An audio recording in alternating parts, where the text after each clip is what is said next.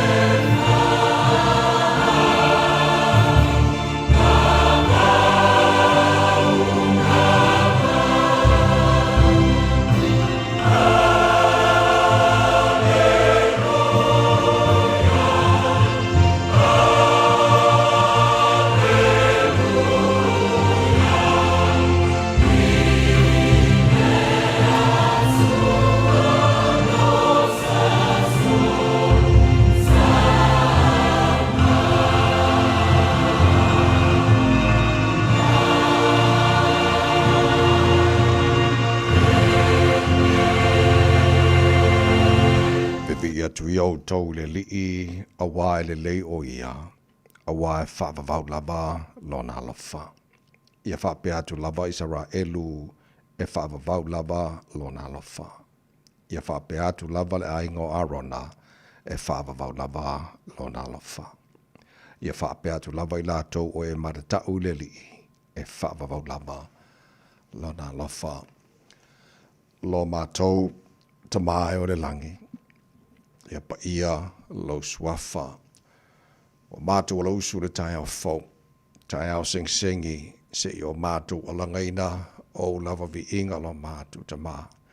Mātou sura lo wanga le leima lo alofa wa le foi wa mātou sapi au whamunianga. E ala leo la fau wa e a mai mana nei asa fau. O mātou whale ma le lota fia i o lo toara nei tai au lo mātou tama. Pese o vi inga wa mātou wifo foi o luma mātou whapea atu e pa ia. Pa ia lava oe le atua au. Le atua siri ese maramatau tia. O le atua mamalu o le atua mamana e ifo i ante oe. O mea malamana e whaia le ailava ma se tusa ma oe. O le atua oe malia i mana oe mere lei malava. O lo walofa lo wha maoni malo wanga le lei lo mātua tua. E tu mau lava e o le ngata anga o mea malava. O le tupu oe o tupu e soifua oe ma le vavau e o le whamavau. O le atua lava oe la eile vi inga o le mamalu o le atua oe purupuru le mātango fi. Ta maa whaftai tele lava, lau mea lofa lo la fōua mātua maua re neitai au, whaftai lo lofa momori fōi mataitai mai. Soifua le tunu e whapopo nia so fōura lātu soifua mora mātua ni hola. Wa mātua au dia i fōre nia so lua o lua se fulvaru ia iaso yulai, o le mātua fōlaunga. O nei tu sanga, la mātua malanga rane iaso tama, wa mātua tu inatu o ao. Awa wana oe lava mātou te malu ai, wana oe foi mātou te mau ai whamonianga te maa whamoni mole, se e tau tai. Le mātou wholonga o whai nei, awari tia whaiva le awhia ngai male atino, le nei asa whau e a mai, mātou talo mantua pele atino pele Samoa, ia iai le manuia o oe lo mātou tua manuia te itai o Samoa, na i o mātou a inga, mana i o mātou tangata o mai Samoa, maso se vaenga o nei, lalo langi o lo alampapa au ai, ia iai le manuia o oe lo mātou te maa. Whamaria whore nea tunu New Zealand, mātunu nofo mama wai, whapena tunu uma, ora nei lalolangi. Ta mā, nei aingo la tunu wala whai mai whanonoanga nei tai au, o le malanga le whātua au i le maliu maleoti, u motu si ai mawhtanga mawhana, mana i ainga wōme masani, mātu wala au lo filemu, moro ngang whamai se whamawhana whanai nai la tau. Whamanuia le tui malu muli panga ma le tāpua inga, nei a mātua tu asin sino Samoa i maru maota manaora nei yaso, te tu oluaina lātou le māwhana whana lo walofa, whafo i sia pēlo lātou si fua laude le tino, siri lava i le anganga. O mea umala whana mātua whaia, le nei asa whau e mailo mātua tua, ia mātua whaia lava, ina ia fo i atu vi inga i ante oe, ai tu maulo mātua whata waa, o fo inatu mātua tangata, whaima mea whainga luenga mo oe lo mātua tua, so se mea te whininga lo ai mātou te whaia mo oe, ile nei asa whaua e a mai. Ta maa whamon se e whamanuia le tautua, a le Radio Samoa nei aso a toa, wa mātou wole, mātou wala au nei mea malava, e ala na swafa manu malo Yesu Keriso, lo mātou ri mara mātou whaola. Amen e.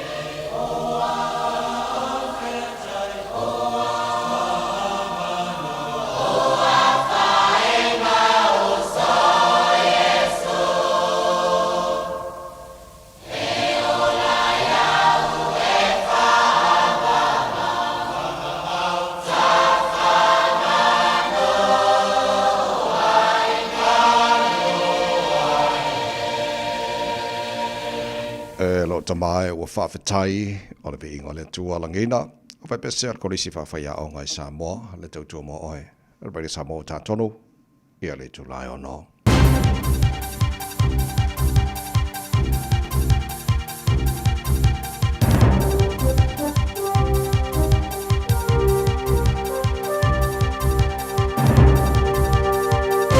In this update, TikTok's proving to be a powerful tool for New Zealand businesses. A new Infometrics report shows the social media platform helped boost the local economy by an estimated $1.2 billion last year.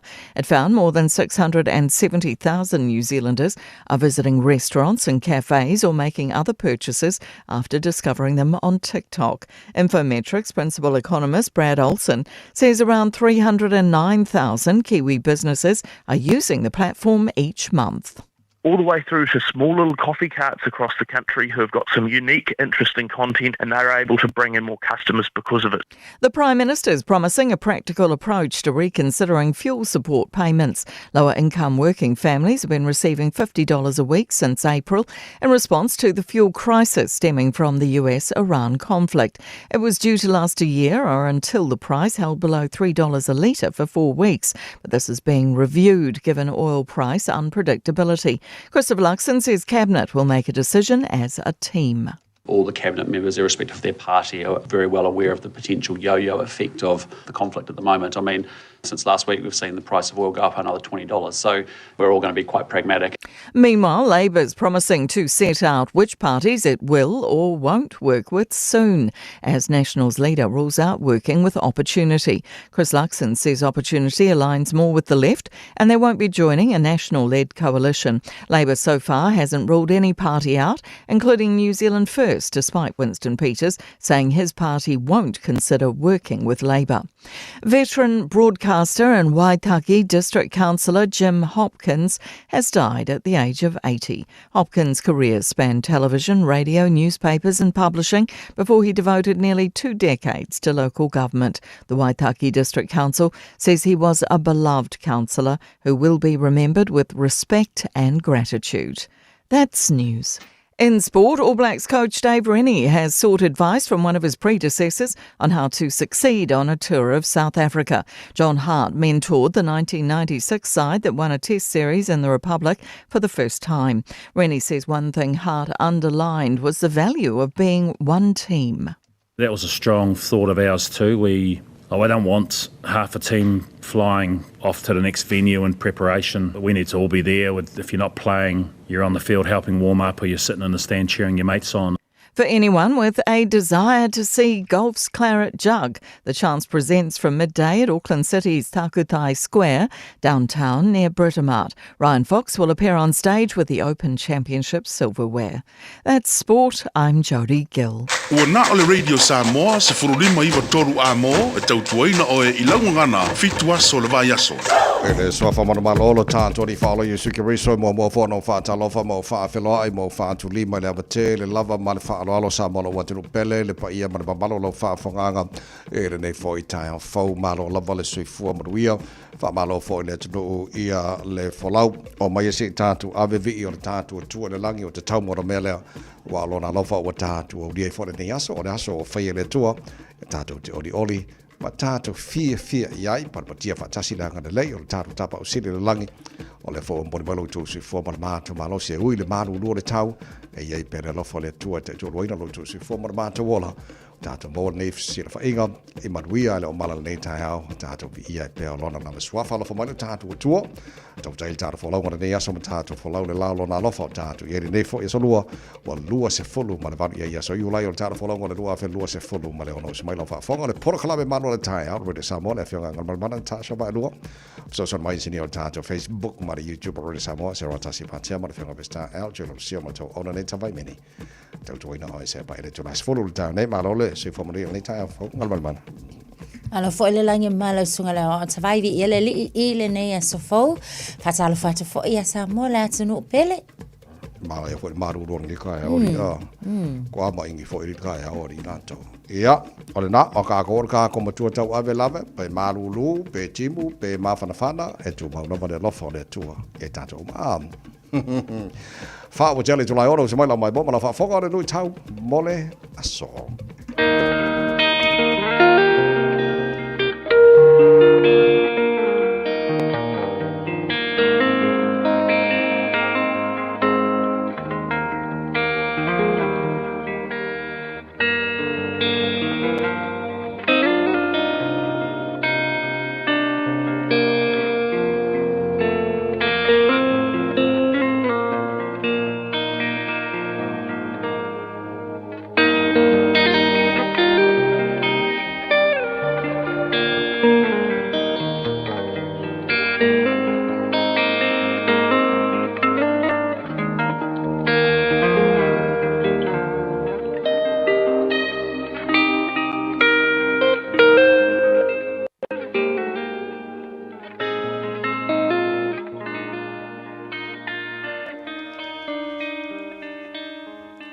Lui tau mō le aso.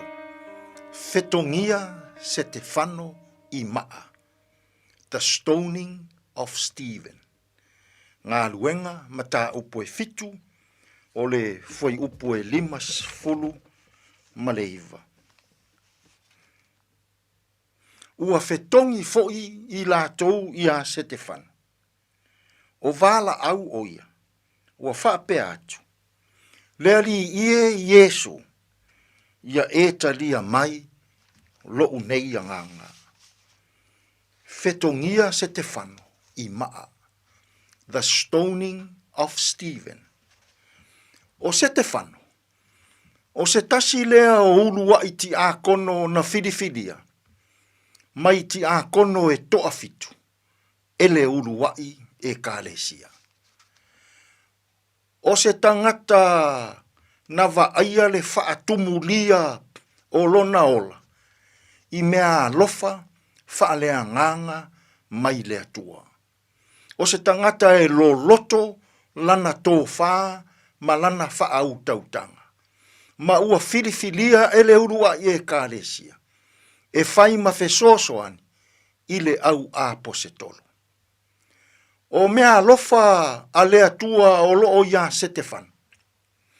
O mea lofa lo loto ma le tāua. E o a I le upu a le atua. Pe a la unga ina e Stefano. E wha lo longo le toa tele o tangata. O le tasi o la unga Stefano. Na lu I tauina ai e Stefano Israelu. Aua ne I pei o lātou au ngā tamā. Sa o lātou te ena le fina ngalo pa ia o le atua. Sa le usitai I le fina ngalo pa ia o le atua. Aua ne I pei o lātou au ngā tamā. Sa lātou fasi o tia ma faa umatia. Le ola o le toa tele o au auna a le atua.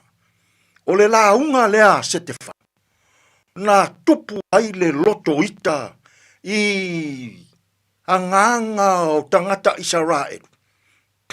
Ona e musu e whaalongo I le upu e sao. E musu e whaalongo I le mau e sao. E musu e whaalongo I le mea a mioton. O le la unga Stefano. Na amata I loa ona lama e tangata. Ma ua la tau fai. Ina ia fasi o tia Stefano. Ona o lana la unga tu usao. O lana la unga I le upu moni. O lana la unga I mea e moni. O le tala solo pito o Israelu. Fai mai Stefano. Ina ua whaalongo atu ua umalana mānawa. Na wala au o ia. Yesu e lea li ie. Ia e talia mai lo unei anganga. O le fetongia o Stefano I maa. O le ulua I maa turo lea. O le tala le lei. O le ulua I tangata lea. Na fasi o tia. Ona o lana mori mau, ia Yesu ke riso, lo tātou alii, ma lo tātou whaola. Samoa ai, tele taimi, tātou te le fia whaalongo ai, i le upu e sao. Tele taimi, tātou te le whaalongo ai, i le mori mau e sao. Tele foi taimi, tātou te le fia whaalongo ai, i mea e moni, o loo au ina mai, e au auna a lea tua. Ai mai se o nei tangata, ua whiriwhiria e to tonu o e kālesia. I le whaiva, ma le tiute, e fe soasoani, i fe au ma ngā luenga o le tala lelei. I le nei fo yaso. Ai a pe a se i e tadia iang, i le loto maulalo. Upu a lea tua, upu e moni, upu e sao, upu e whaamaoni, i lo tātou wola, i lo tātou te ena pea o lea tua. I lo tātou te ena pea o upu mawhionga a lea tua. I lo tātou te ena pea o le mea e sao, o le mea e lelei, o le mea e mātangofie, e tusa mawhionga pa ia a lea tua. I nei aso, toa tele i tātou, o lo tātou whetongia pea, au nā lea tua, i upu matala, i le mawhauwhau, ma lea nganga. I le nei aso, ai a pe a sei e talia ia, le upu moni a lea tua i totonu o loua nganga. Tātou te talo. Lea tua ai, toa tele au auna, ua mātou whetongia i upu matala, i le mawhauwhau, ma lea nganga. Anga le lei maia ia mātou whe au mga luenga o le nei aso, e manu ia ai mea uma. Lo laf swafa Yesu lo mātou alii, ma lo mātou whaola, ua mātou tatalo atu ai nei. Amene.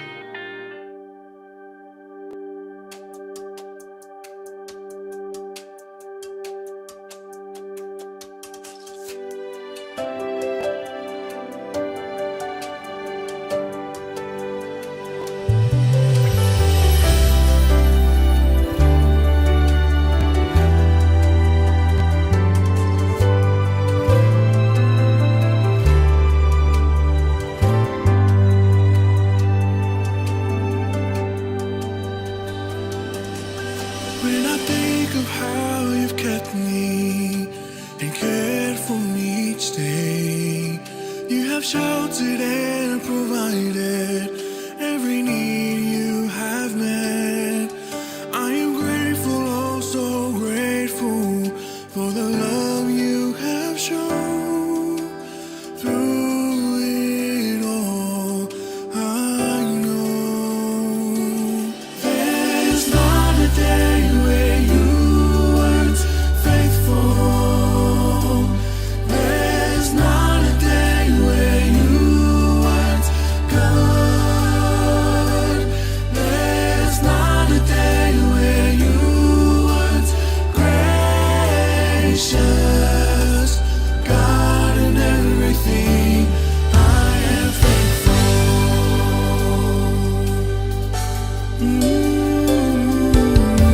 When I think of how you've kept me and cared for me each day, you have sheltered and provided every need you have met. I am grateful, oh so grateful for the love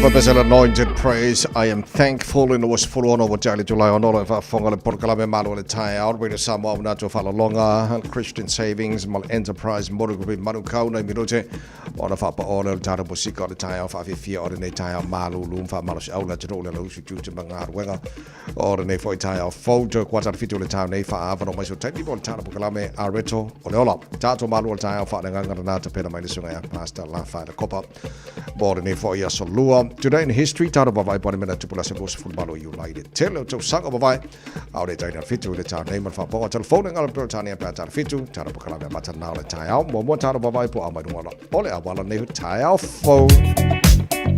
Talo Favita Vale Lungal Tato Obala Maita Watu E Tato State Highway 1. Tato Northern Motorway o lo pisi mai I Twin Coast Discovery Highway levainga se levainga le nai Rosedale fa solo mai ya le lanu mumu le nga se yo o mai lava I se vainga Sunnyside I le taimi le nei o le tai le North Shore o I se vainga tato awala o le nai fe lolo le traffic le na o yai pa le na le vainga o le ua se le vave le pisi le taimi le nei o le tai ele o yai se fa la vela vetau ta vale tau tuana lo sanga le mule amatanga le nei fo ia so fo sulfit minuto te ai leono. It's simple, it's quick. You're closer to families. Sending money's now made easier for loved ones in the Pacifica. New Zealand, Australia, to Samoa, Tonga, Fiji, to the Cook Islands, to Vanuatu. Connecting Pacific families. With ClickX, you're secure and safe. The lowest fees and amazing rates. Now helping home is affordable. ClickX with a K. Reliable. So sign up now with ClickX. Let us help you help home when they need it. We are for the Pacifica. We are ClickX.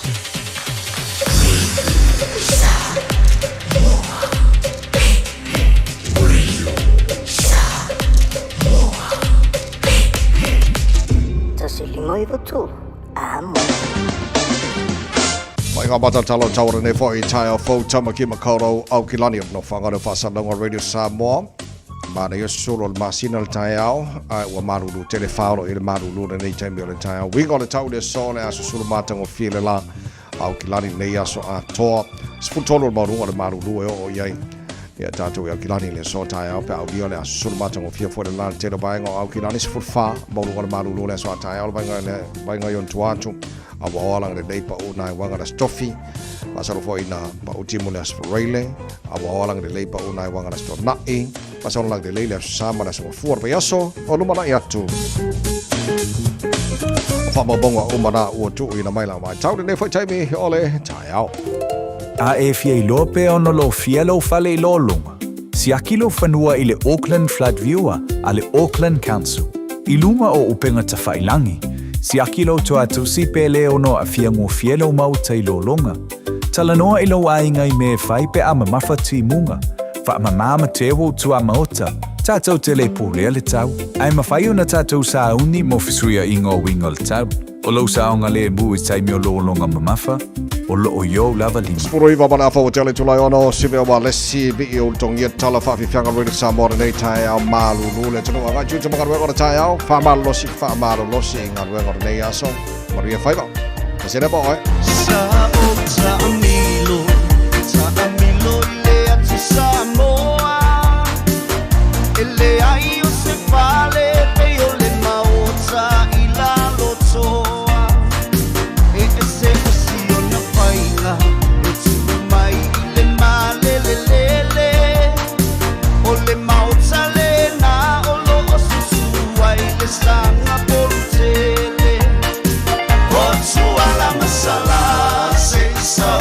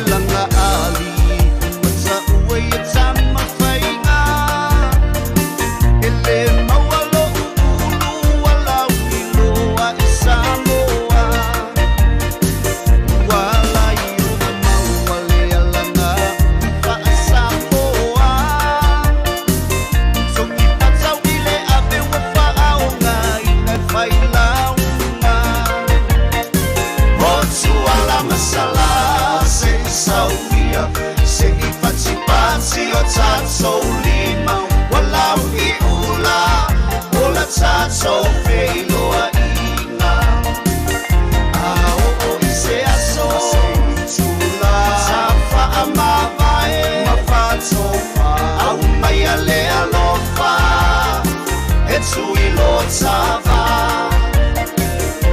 ia soi fua tula fata ai awane ingalo suala masala ole atu ama ila lotoa na e pia talitonu a pio mai se ie se patasi ulu tatongia e animalu waile matangi masiona sabili e animalu e ole pisanga e aunaya o e pe apai ua e mama pala Otsu ala masala se isawia se I pati o tatou lima walau I ula ola tatou feiloa ina o I se aso tafa amavae mafatofa au mai ale alofa e tui lo tava ia soi fua tuna fata ai awane ingalo aluma suala masala ole atu ama ila lotoa suala masala se isawia se I pati o tatou lima walau I ula ola tatou feiloa ina o I se aso tafa amavae mafatofa au mai ale alofa e tui lo tava ia soi fua tuna fata ai awane ingalo aluma suala masala ole atu ama ila lotoa suala masala ole atu ama ila lotoa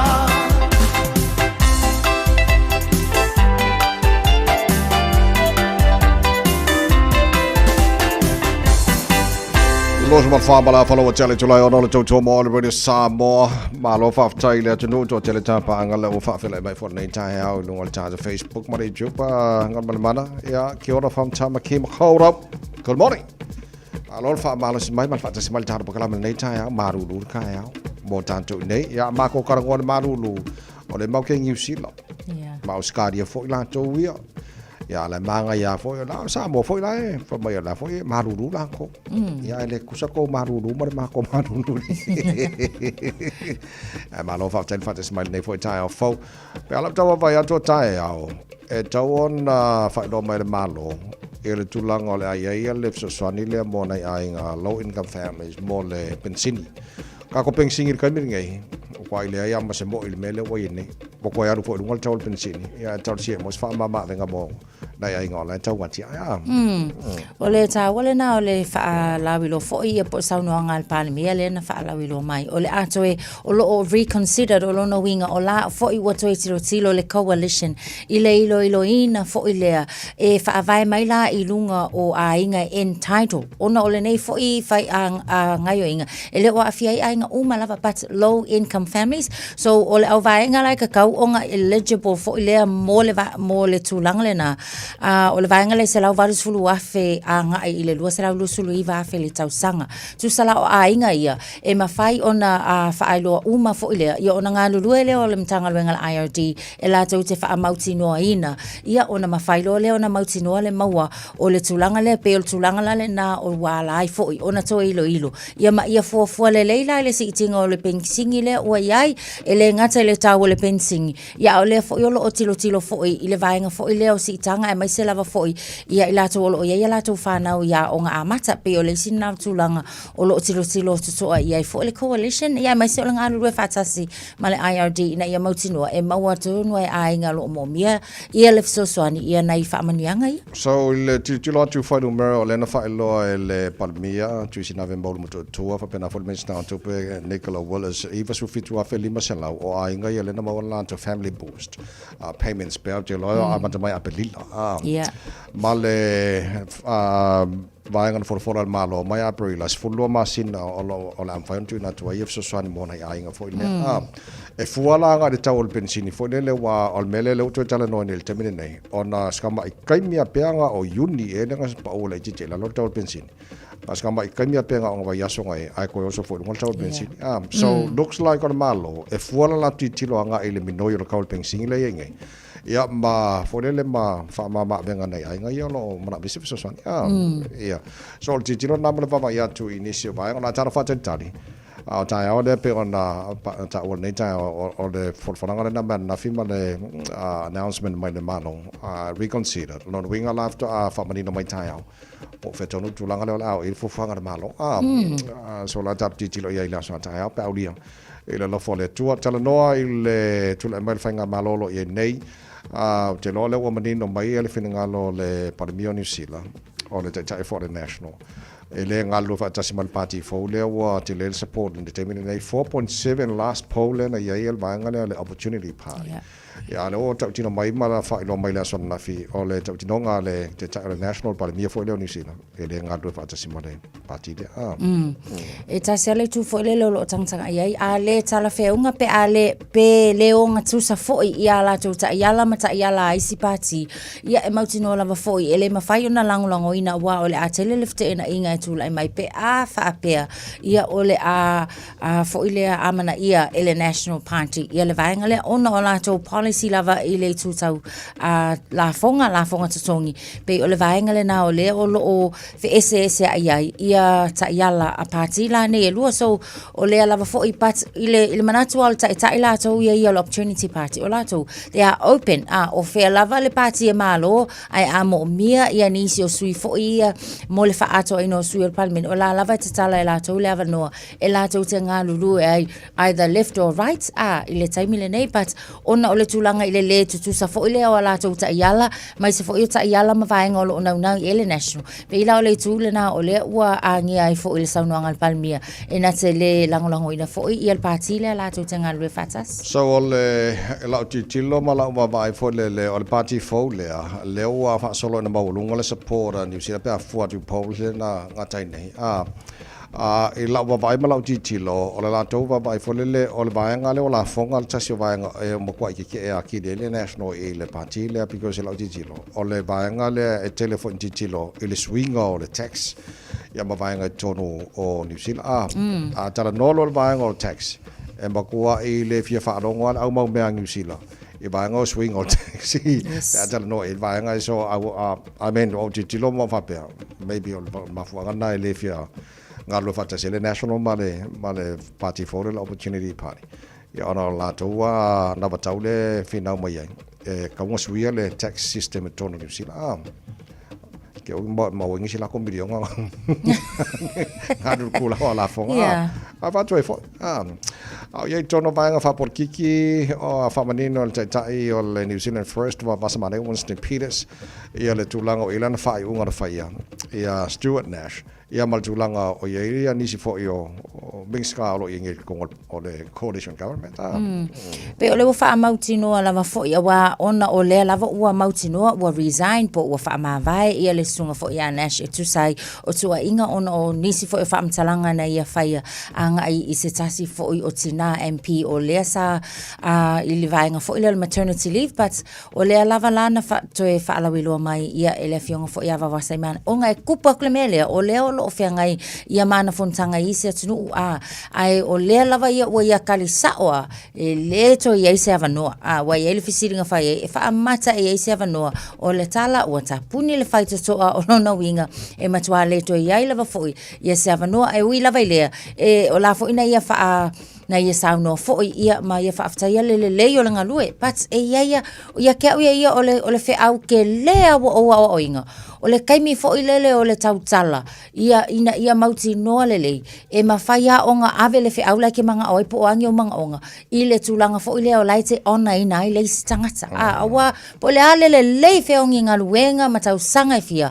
E ngā onga sasi lava fo le vaenga lea o tātou lea mana ia ai. Ia tamali anga o isi kangaka. Ia o lea o ngā ato. Whanonga tu nei tala Elengal Politania. O le TikTok ua lauloa ma o ngā tele business I tono New Zealand. So le whaonga ina taulanga o TikTok. Alau titi lot. E rika ngā lenga maua leo. E kele me whaavale langa mea ngawhai. E a kanga foi kuulunga o TikTok.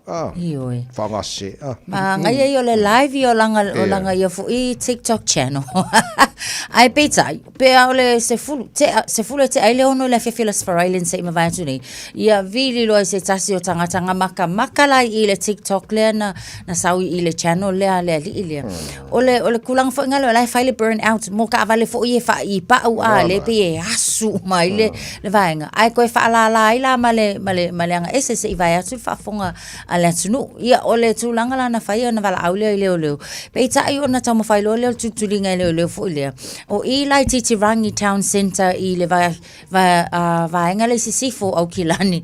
Lea na iai ia le faalinga mata utia le na fo popat o le o le anga mawhainga ka ofi le ta avale fo ile wa le sa fai malanga I lunga la wala se vaenga la o Great Bank Avenue New Lynn le na fa atu ta avale mawai lo la manatua la e sa lenga faianga live fo ile lunga TikTok ai ese le mata utia fo mata utia vaenga na maua te tonu ta avale e pe ona ia moa fuala ia pe amale se lau kalama o le maluana sa maua te tonu le ta avale ia e se fulu valu plastic pots ia onisio vaenga le umanga faakanga pepa fo ile le mole fatawina mawai malengai file na faali maua fo imalesi kama ingai fi fo ile a tonu po se ngai fi amoe ai mawala te tono le club box o le taavale so e fuala ia o le mako I ke lea o le soli ngā tūla fono le na maua ia ai o le ngā alu I lunga o le TikTok Kusala anga whaia langa whaaringa e awarku o fua lunga le live lunga le TikTok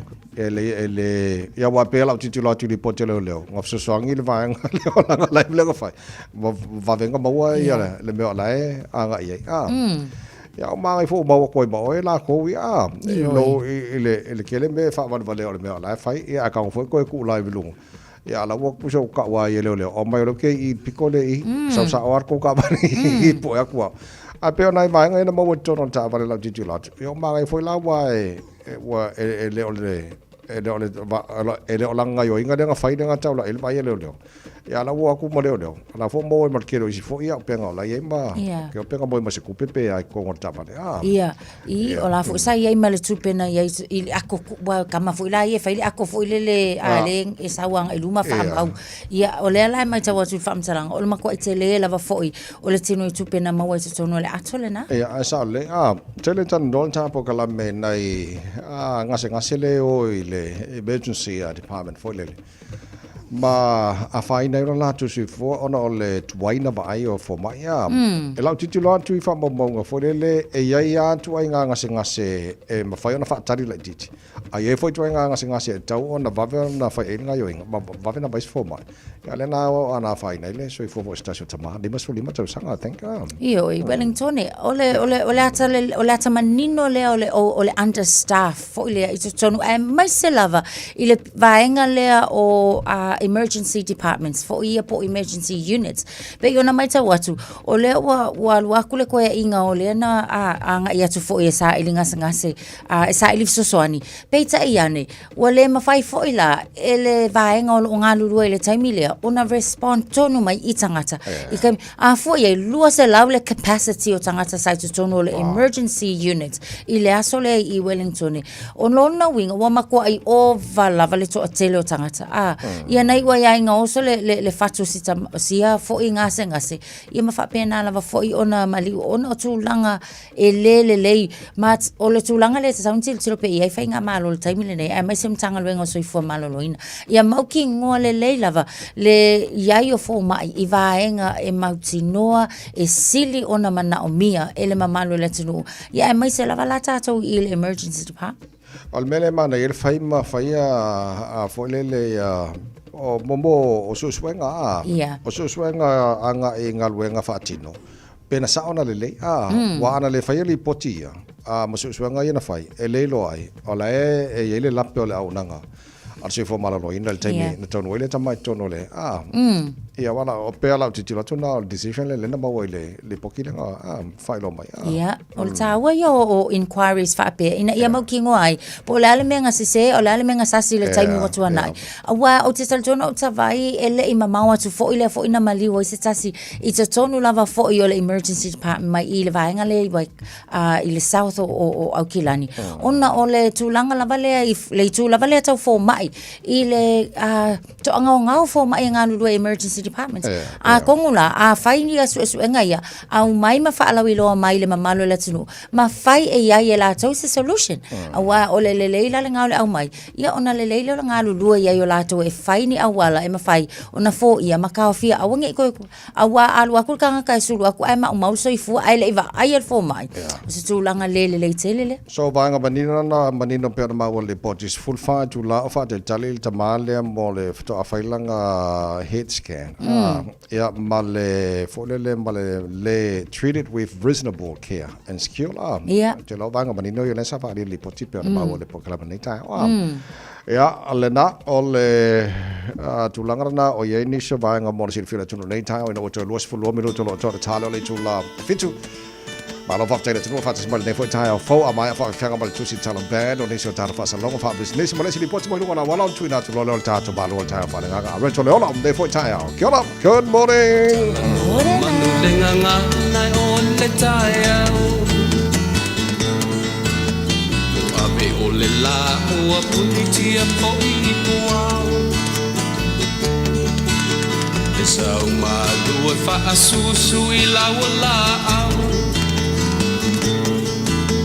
sala le funga la au mata la uau e tio fo I Samoa fai ona taio le amatanga o le asofa au popo o le olanga le taio nai mata ni ufea ngai maleata Tala le ua so ai nei Samoana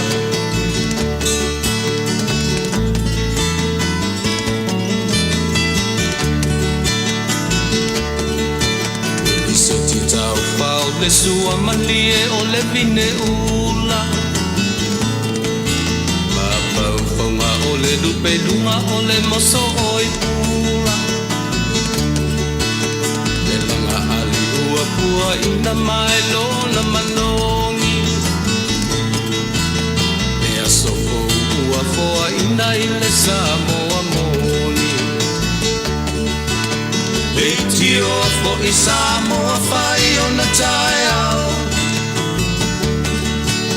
Le amatanga o le asofa a popo o le olanga Le taiao nai matani ufea ngai maleata Le tala le lei ua soho ai nei Samoana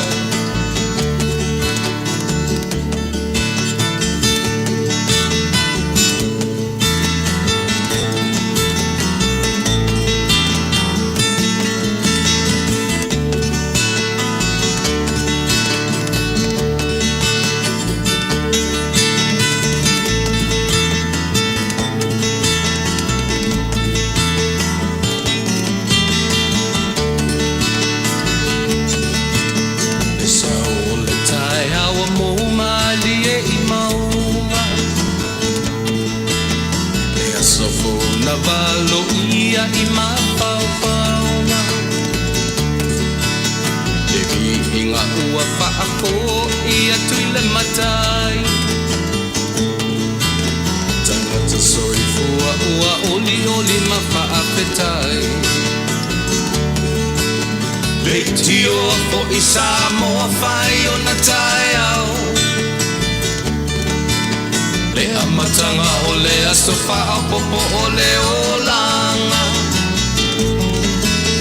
Le tai au nai matani u whea ngai ma le ata Le tala le lei o aso o ai nei Samoana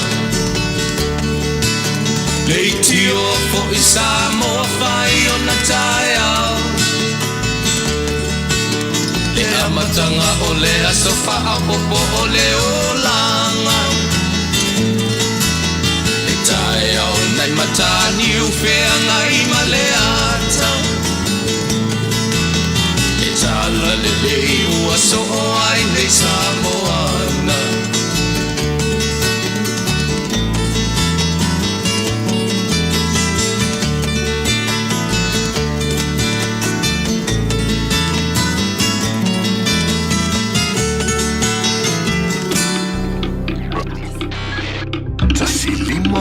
Tolu Amo Radio Samoa. E ai se isi o le tau ainga e whaapea sona leo. Pe whaapea foi. Whaamata e avea le tale i ma le tale maasani e tau fia ai lātou ma le whai o lātou mea maasani ai. E tatau ona lātou e whai suenga o le tale a ngā i le coughtest.co.nz. Pai le suenga o le tale ma whai loa le fō mai coughtest.co.nz e le ai se tatongi. Whala au talawai e iai tūlanga la matia ma tūlanga le lei o whala au. GlaxoSmithKline, New Zealand Limited, Auckland. Ta lofa Samoa. O le whapito le Best Bargains New Zealand Winter Mega Sale ua a mata i le taimi nei. O fi whātau sau telefoni fō. O lo maua le iPhone ma le Samsung lata mai. A mata mai le na o le lua lima tā lai le vai aso. Ai ala se se tino fō Lazy Boy. I le na o le lua whātā lai le vai aso. Ma wae. Wasilia ma le lua lima tau sangal tau tua a le Best Bargains. Te tala fitu aso. Vili mai loa i le ovalu selau lua lua lua iwa tolu iwa. Ovalu selau lua lua lua iwa tolu iwa. Pe tamai ana i le Facebook page a le Best Bargains. E iaia ia inga whapitoa. Uso. Oso.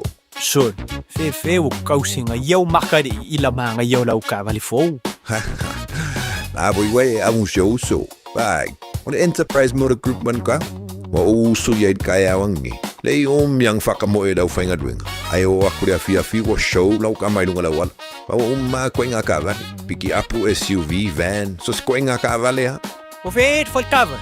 O le lima ongo fiku Great South Road man kau. Pe vile le over se lau lima o dua korfa. Enterprise Motor Group man kau. Sa ili, fili, ma ave loa lau ta vale.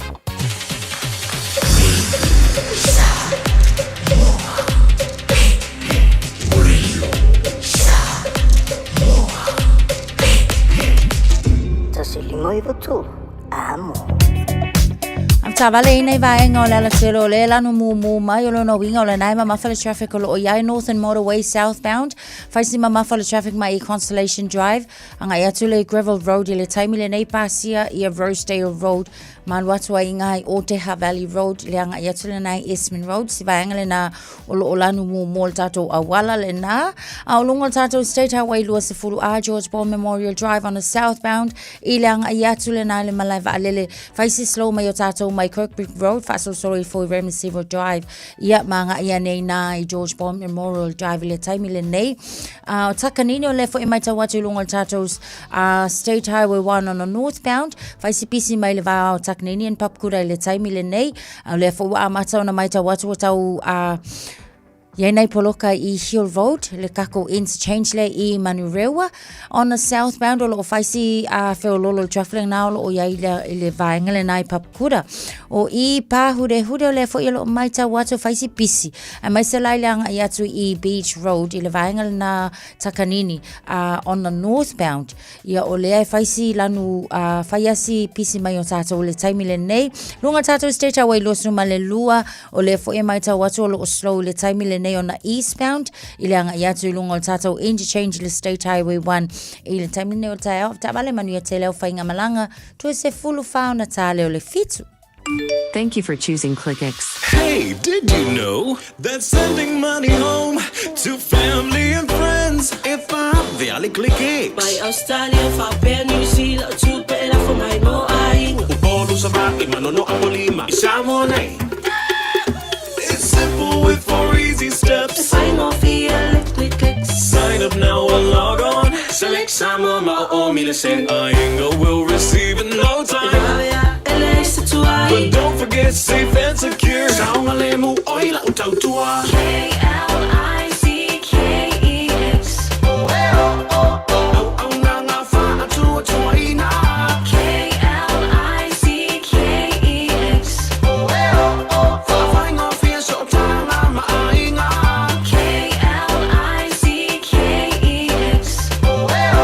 Supporting someone with our very best. We are ClickX. Alofa lava, o le si'u fofonga le nei o Samoa, le Radio Samoa.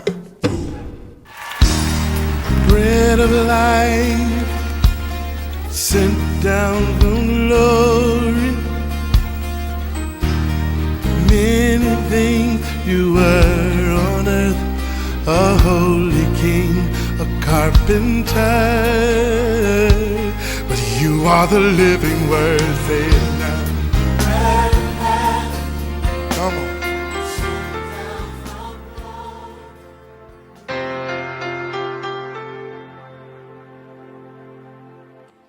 Au te whawhailoa il tātou atinu, mālo le soifua manuia, i le nei fo yaso, mai il tātou polkalami le nei o le areto le ola. O le mua multi motoe mua alfa upes fulima e whapea, o le upu moni le nei e te tau lava o na matuata lia, na maliu mai ke riso Yesu i le lalolangi, na te whao laina o e anga sala. O le upu mo oe o le fesili i whapea, aisea na fio mai ai Yesu i le lalolangi. Why Jesus came to earth. Weiloa ia le mafua anga numera tasi o le tuua e Yesu o le langi ai fio mai le lalolangi. Na sau o ia e lawe ai. He came to save. O le vaenga mua le na ma le autu o lo na fio mai i le lalolangi. E te iloa e le mawhai oe o na lawe ai. Ia te oe. Po le alo tau mawhai. E whawea inga oe ma e maua le amio tonua le atua i lou lava malos. E le mawhai. A wafoi o oe mau o tangata anga sala. Whai mai tala tu spaia ua anga sala tangata umalava ma ua le o i le vi inga o le atua. O le whamaunianga o le tūla fono. A whapea au mai tūla fono se fulu. Kau mawhai e whaola ina i tātou masao i le ola e whawavau. E le mawhai lava. A wafo i la. Ka kou ke whiu e kau mawhai e kausi le kula fono. Ka kou ke sao inisi mea. Ai ka kou ke oki fo inisi mea. Tātou te wheo lava. I se vaenga po se iota o le tūla fono. Ka kou ke o ia sa i lotu. O nisi o i aso sa pati lotu. A le unga lava o le aso. Ka kou ke male vai aso atua. Ka kou ke vai akua. E ia me o le kula fongo. Ka kou ke tolia matatou a whai nai. O le whateita inga. A whapea o le tūla fono whai mai. Aua le whasio ti tangata. A konge mongi e kele o whasio tia tangata se tulou. E tusa ma le tūla fono. Peitai i to tonu oe. O e lava le whasio tangata. I lo wika e umai le vai aso. So le o le kele o kangaka e keikai. A whai mai kala Yesu. O se e ita ilo na uso. O le whasio ti tangata lava le nā. A tonu fo i tele i muli lua. I le vai aso a kua fo i. E iai fo i kaimi a kongu. E ke a whainga fo i. I mawhau whaunga leanga. E o mai i lo roto. Ma lo mawhau whau o ti saia. Evil desire i to tonu ia ke oe. E ke langonga inga lama. E saoa o oe o le tangata ngasala. Ia ai ale ngā oi. Ngā oi. O le pepelo. O le mana o tele. Ai ka ngoi whamasingo o ele i ungol vai aso. E ia ia whainga. E a whainga i oe. I mea o le tulafono I le unga o le aso e kiolti e a whaina I tātou I langona anga sala uma. So le sirila e le ai sea o le mafuanga o na tātou o tangata anga sala ngā whanga umai kako ua leanga I tātou e le whako a leanga o inga ua e sauma e kupua I le larangi o le a o lo kako leanga ngā kako whanga umai mai tātou pei o le tala tāwita sa o le manawa o lo tina ma leanga sala roma lam tau pe 5 fai upe 10 fai mai ua o mai leanga sala I le lalolangi le oti I le lalolangi o na ua anga sala tangata umalawa e mafua mai I leanga sala a le urua I tangata o na pasi mai le tangata uma le la kako ke o mai o kako leanga ele fo leanga I tātou inga ua pisi le lalolangi ngā leanga I tātou a o iai I tātou I le manawa o tātou tina o le mafua anga la lea na sau a Yesu awanga silafia e Yesu e le mawhai se tangata o ngā lawea I o ia e le mawhai se taulanga I ke whaia po se ngā luenga le lei I ke whaia o ngā lawea I ati oi ai mawhaia ina ua e whātua I le a meo tonu o le taulanga mai a Yesu e tasi na whaia I lunga o le sa tauro o ina e maua I le tangata le tongiola mo wana anga sala ai whakua la I le taulanga na whaia Yesu whai mai le talatu spai ua taua mio tonu fua ina I tātou ona o le taulanga na ia whaia e leo sau lelei e ke sawa I le rangi e leo ni ngā luenga lelei po sau kau mawhai ke ola whapai e inga I lau lava malos ai fua I lo whatuatua I le taulanga maia na whaia e Yesu mo oi le asu ngi whea ngai ke kepa kaula ia ngā wā mio tonu po le amio tonu o le alo le tua whaftai na e fia mai la vea I mato a wai moni e le mawhai I mato tangata ngasala o na la vea I mato whaftai Yesu amen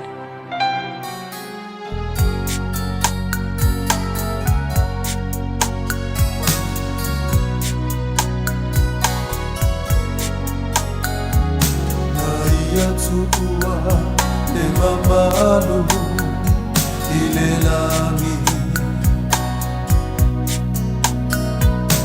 ilo afoi lo nata lunga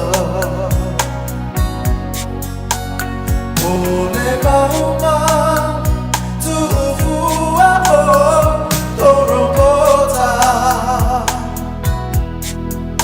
na ia tuua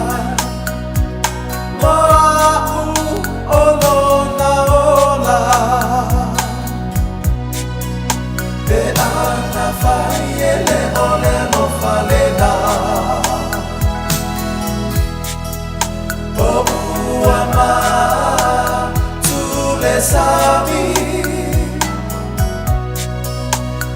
se fait tout ole lagi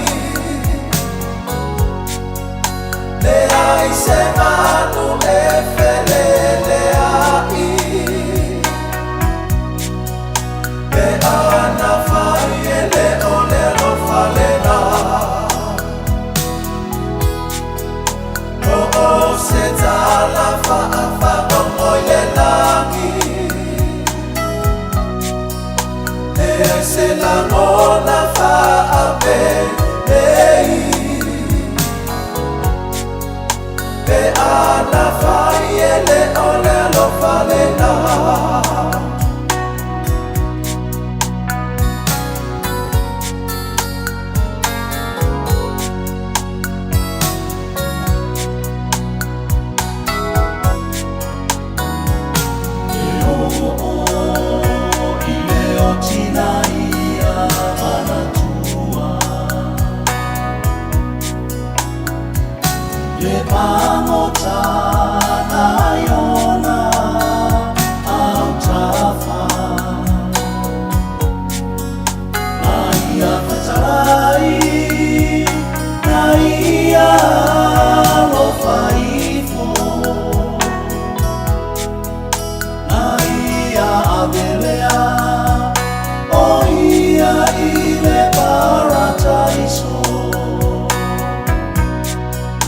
Be ana fai ele ole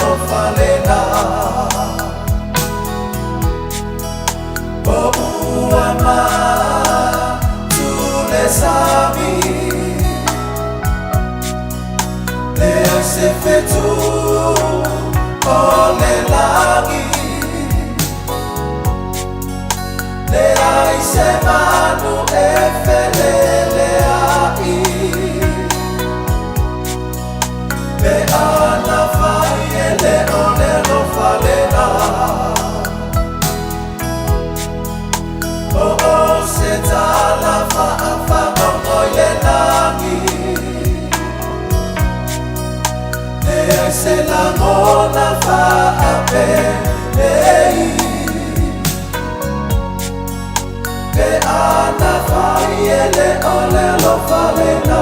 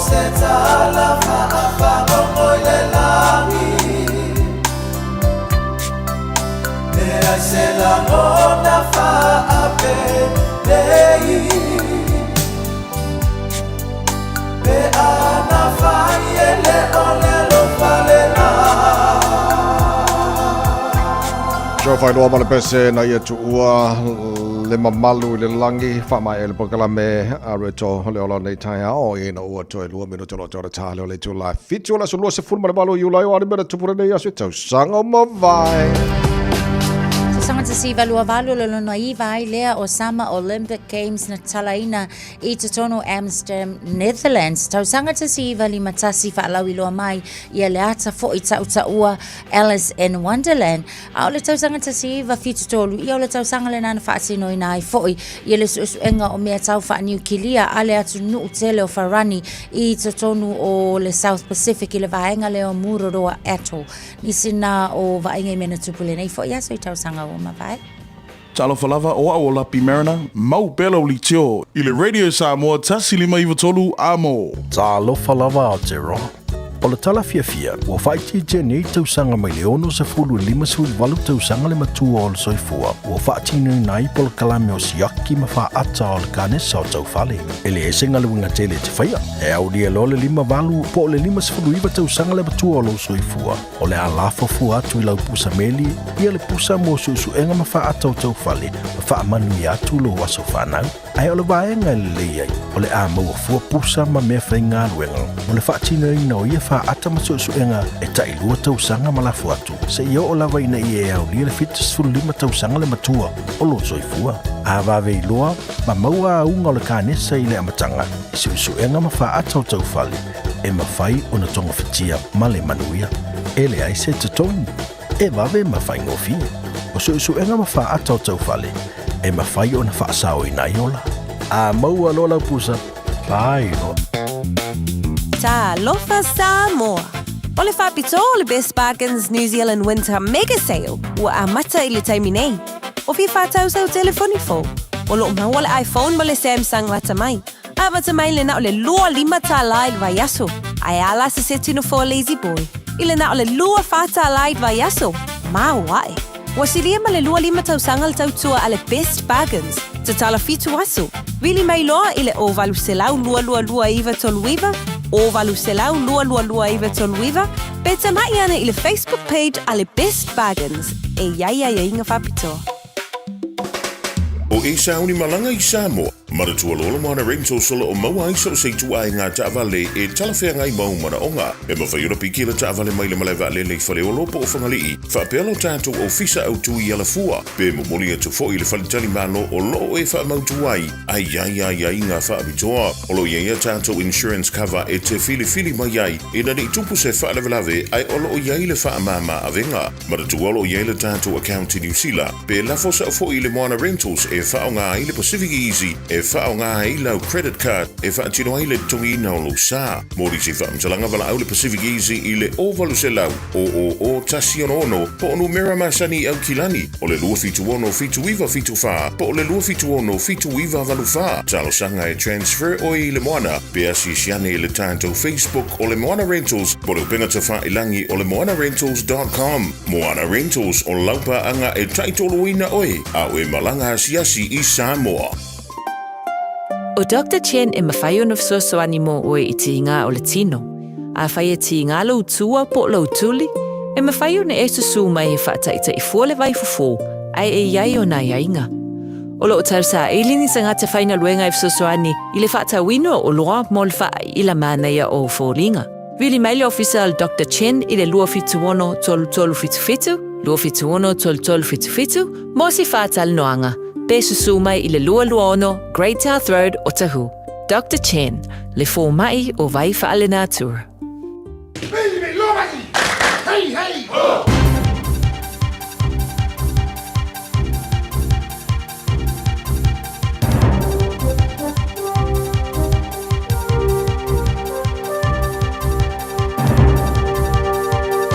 In this update, the government may continue a version of its fuel support, despite the threshold to end it being met. Weekly $50 payments for lower-income working families were set up to last until April next year, or until 91 octane stayed below $3 a litre for a month. Finance Minister Nicola Willis is expecting to take advice to Cabinet next week, showing the criteria has been met. But she says it will check it isn't the only 4 weeks of the year with prices below this threshold. That could essentially be an aberration rather than the trend which we were hoping it would indicate when we set that as a trigger. Yet more proof the country's water infrastructure is straining under severe pressure. The third annual Network Environmental Performance Report from the Water Services Authority, also known as Taumata Arawai, finds an average of 31 wastewater overflows a day. It also finds considerable non-compliance with wastewater consent conditions.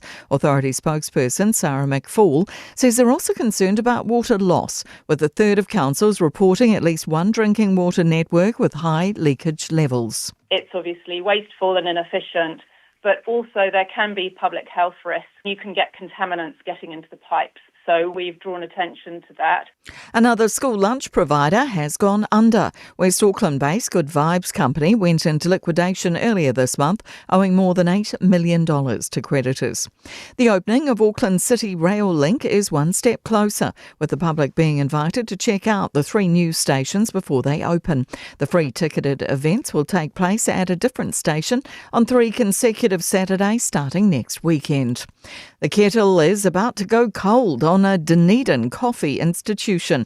Production of Special Blend and Greg's Instant Coffee is set to stop at the city's 4th Street factory this week after Heinz Watties announced the closure earlier this year. Manufacturing sites in Auckland and Christchurch are also affected, with 300 jobs to go.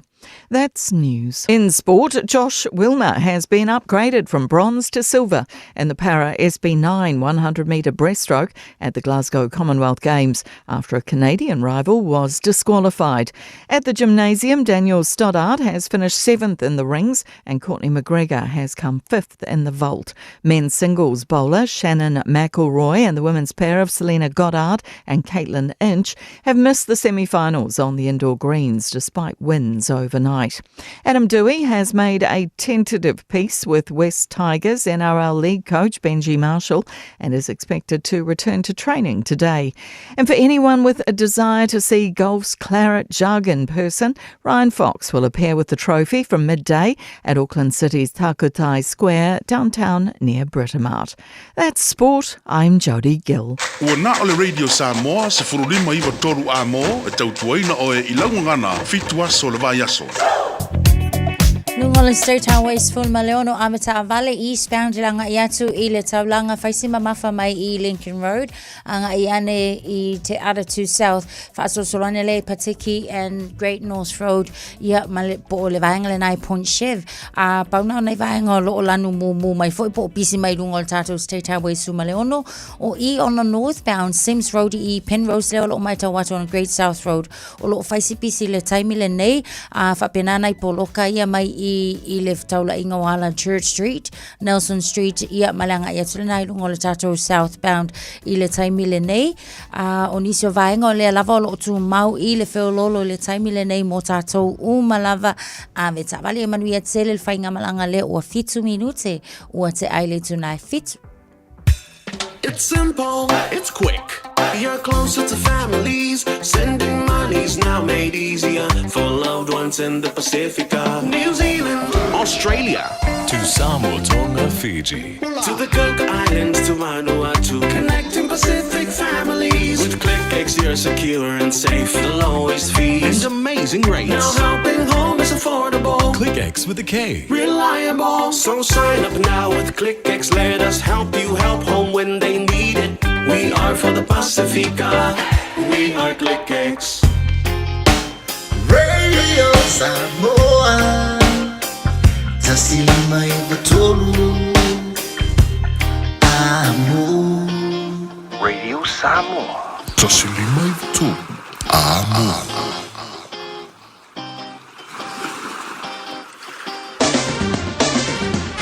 Malo faftai le tuko lau mai mo malo fafonga nei time o le tai au faftai fo mo tali mai o le tautua le maru o le tai au le Samoa tono malo mo to malawa tono lau ta vale tono falfainga wenga male mai mo mai no Facebook mai YouTube le nei foi tai au fo mai kala tama le nei le talo le taula ta to mata mai Samoa va vai atu lua se furo le ma nei ma fana mai o le Samoa e le nei vaenga o le tai au o te baba ya tolo awa o mal tau Samoa nei time o le tai au winga o le tau Samoa fa solo na langi le lei e pa uchi mu ni so vaenga o Samoa e le so lua se full malabalu degree Celsius o maunga na o e le bebela le Samoa e le nei foi aso lua se full tolu lona ba lalo taru tala mai Samoa pe tala baru e le tai o nei fa tala fa toi mal tara bo kala nei vaenga o le tai au baru le tino o tara ma futam fa fo mai le ngate lunga o tatu wala leo FM 106.1 ia fa pena fo lunga o Facebook ma YouTube o Samoa mai mo mai mal fa fo mai America Samoa pena fo Samoa nei tai au ba lo la ba ia le soifua maruia se mai talo tau tono New Zealand nei tele o bae ngor motu sau te fatalo fatu nei tai au futasiro el marulu Alexandra nei tai mo tai au langi de leili tau pua o fo inisio taimi se fut fan mo lungo le marulu Blenheim langi de leili fo le tau pua o telo taimi o le so fa solo in awa o le tau langi de leili fo I Greymouth se futolo mo lungo le marulu se fut limra mo lungo le marulu Invercargill awa o o timo ni so taimi lang de le tau I Kaikoura sfu fal maru al maru lu lang de le Nelson sfu tolu maru al maru lu o maru lang de le tau awa ni so taimi sfu lima maru al maru le so fa solo ina po o tai au awa lang de le tau Queenstown sfu maru al maru lu lang de le tau Timaru po o fo tilo taimi sfu fal maru al maru lu Wanaka tele na po o lang de le fo tau de so sfu maru al maru lu fa solo na awa pa una wanga so taimi lang relay ni so for taimi ole au uli male fia fish fa boru ngal maru Westport le so ile papa ya tu Dunedin fa so na awa lang relay ta mo to le so for lima mo ngal maru male ayo kana stete maru se for maria ile nei tai hao lang relay ta mo to e po for ni so taimi for fa boru ngal maru lu fa mo wina mo kana stete ne yaso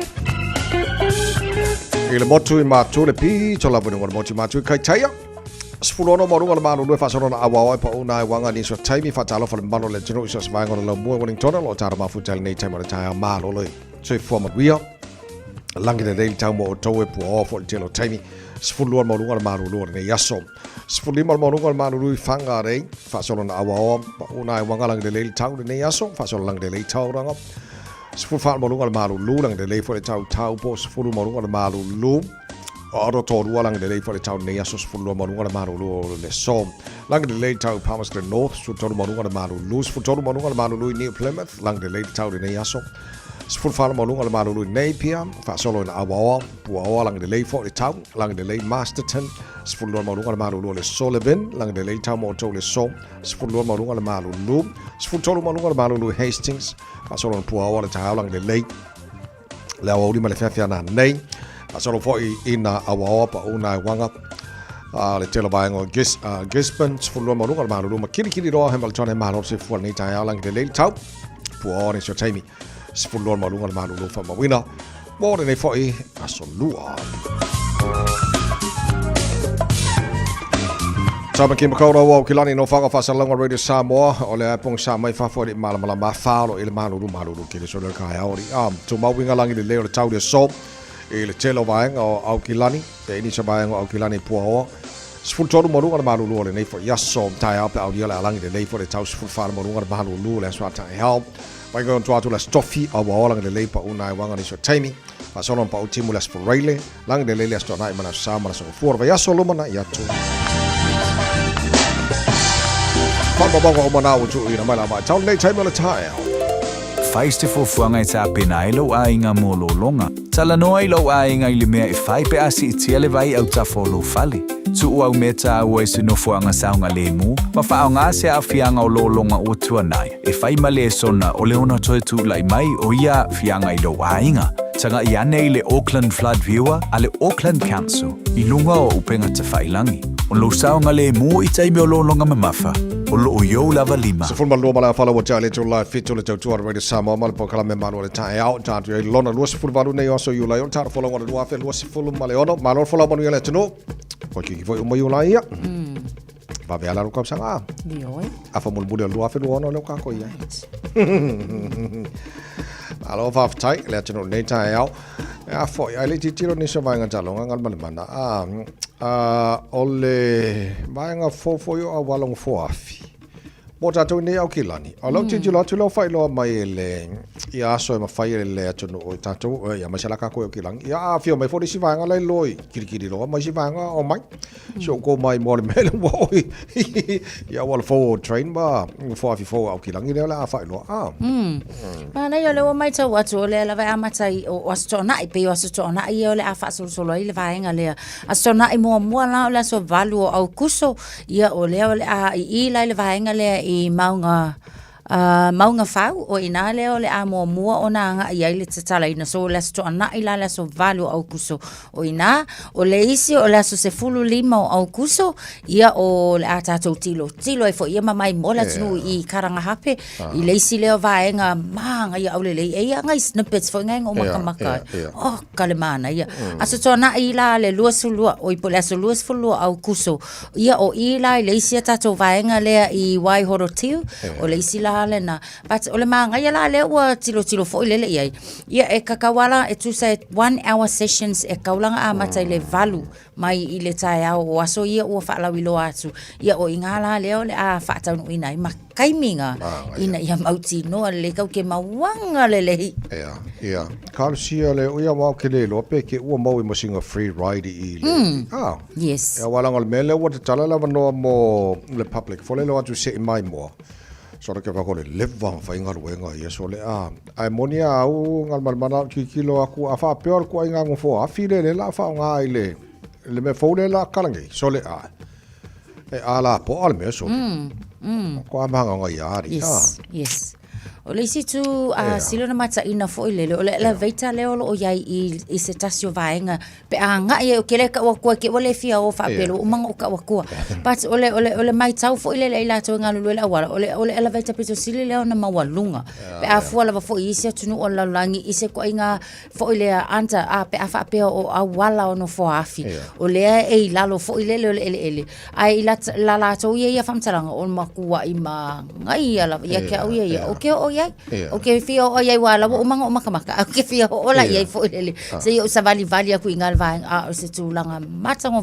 kalosia ia tausia lele ia tangata mala fo wa esele manga yo ngei me kaunga ka kekele ka ko kupe tax lo walu ai ile faia ia ai ale leila ma o va ve fa le anga fo ia o makwa imanga ia kele Ai mai sala ka ko awala wila le. Ia lua ku fo ise malo vale fo ile le fai fo ise mea ia ke fo polo ka se siaso. Ia nga kele fo ile fale tsonu. Ia, okay. O leo te tau titi lo atu wale aso valu, le astona maunga fau, o kau kilo aku peo fea kongo ni vanga, pea Mount Eden, formerly Mount Eden Station, now located in the upper town Eden Terrace. Maunga fau langa, o ngara vanga mo le aso vat, ia wale manino ma karanga hape road la ko le aso leilo uma silfia uma le tunu, aso sfulima. Waihoro tiu, kau silfia le mango, ngon man. Kapo kai kau langa pea, Masalo. Se yo kilo vave kwa pe vave nga afu Waihoro tiu. Waihoro tiu ele yale mo kwa fa magingo le ile tunu fo le ke ola ku se o isa foku. Le la kala mai. Pea I le vai ngale ile entrance for ile Wellesley Street. Yeah, le Vala Albert Street and Federal Street near Mayoral Drive. Yeah, Midtown now. Yeah. Ia vaengala na so asovalu o kuso o I le station esa I Mount Eden. So so se frulimo la stona ile na o I Karanga Happy Road ia ma Midtown I Wellesley Street. Ia le aso los fuma lua e manga yo le fai la skonga e monia o ke fianu fo. So lo kilo ku so le mo e manga ia le se ka ko va ngela le mele nga kele nga close kele o va ngole o fai nga wen e ku so le ka ko fe ku lo fo nga le ala ka e dia ngel va nga la lo ko kiki yang io kwa maka ki ale me so ba ngai ole mana yo le Talanoy mene on foafi. Ole mana yo le transport system le au kilani le nei. Wai le se pikongu o ngi sile ko kusa ma au kilangi mole ole congested ole traffic. Mole po local traffic. Lungo la wala. So fa mo la at talanei ba nga fo yo no foafi. Le alu lalo le ole underground. Ya fa mo la a kau fiolo ka ko traffic. O mo ka fa nga. Ia ole aunga au tu lava foile na ole tau mawhai foile le fsoswani le whaasoa inga o kako ka avale feo a iei flungo le awala. Ina ia mauki ngoa lava foile tau whaititia ma ia tau lava le taimi ia o whainga malang. Se kalosia. Ok, lo ke kalo anga male mana kalosia ingi ngo fo afi usupo mal kaya. Pe kalo le afol fa asau. Ai. O ke oso fa le ia nga ke sa wa ngel fa nga be. Au ke mga miela se ngo fo afi sa wa ku du mor kako. Sau sa mai o pasi mai man ka wa sa ku. Kwa le mga mier sa bali mai o ke mi manu. Ya, aso na le fa amani na mai. En fa yo na mai mo ile tno ia tato wa nga fo yo na fo afi. Ia fto ai lo la so te tala lo ia. Ma ia ke so le ba. A pekile au e fasu fa le ol pleki la sonafi. O titilo atu le tala le saunanga faya o nga na advice se tasio tangata fo isa te lelo na sa ol pleki faya o ol pleki se vai time. E mana ia le ave wa sa to telefa pese au ol pleki masi pe au I tua ia ku ma meselo Afrika le lawi. Ia. Ala wala na ia la telefone le mana ia le o ave tamale le top players New Zealand. Ya, tena ne aku fafsosoangi ngisi va ngo ko le nginga ma support kama ala le fo le.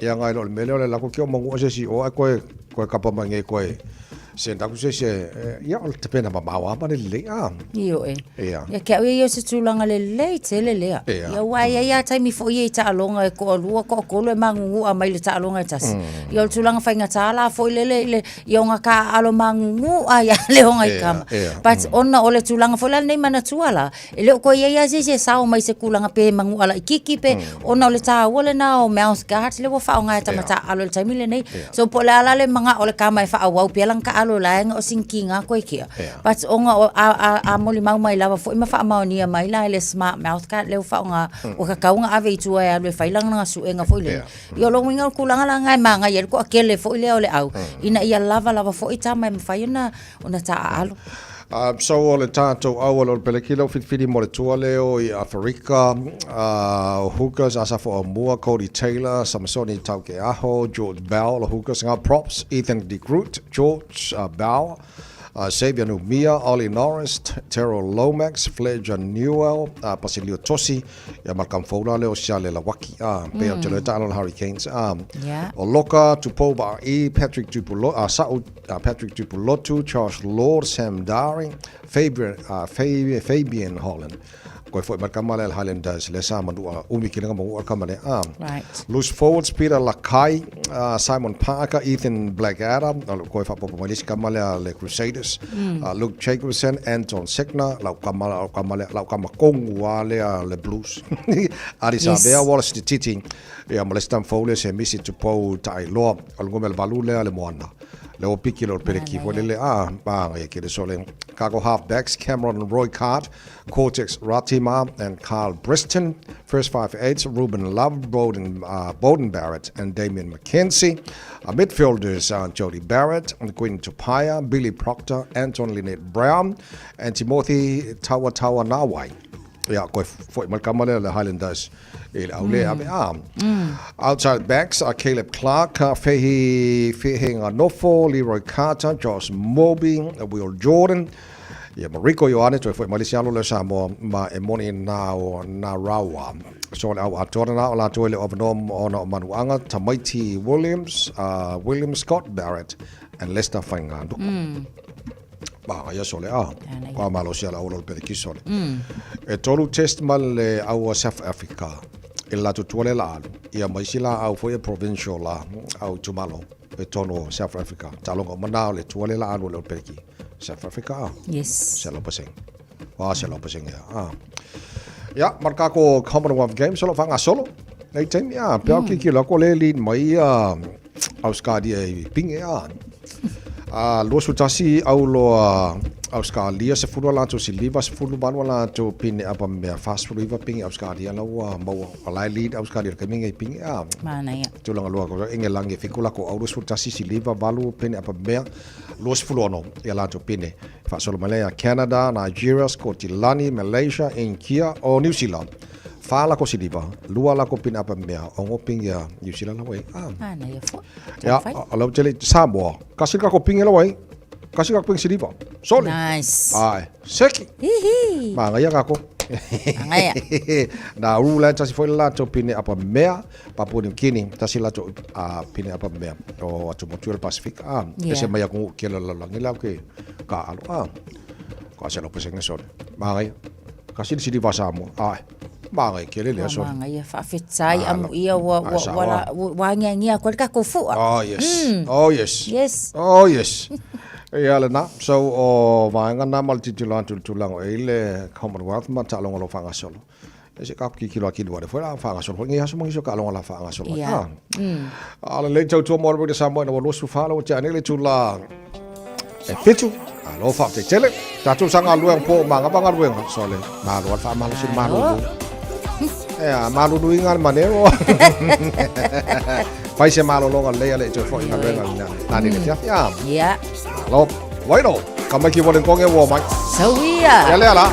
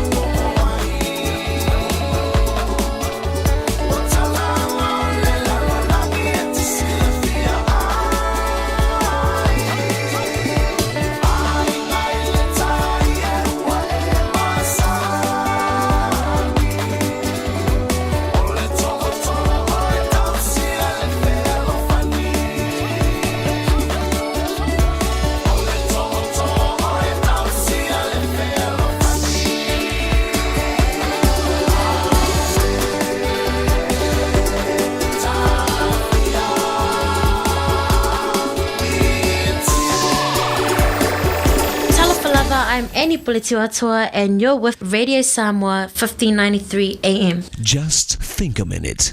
It could change everything.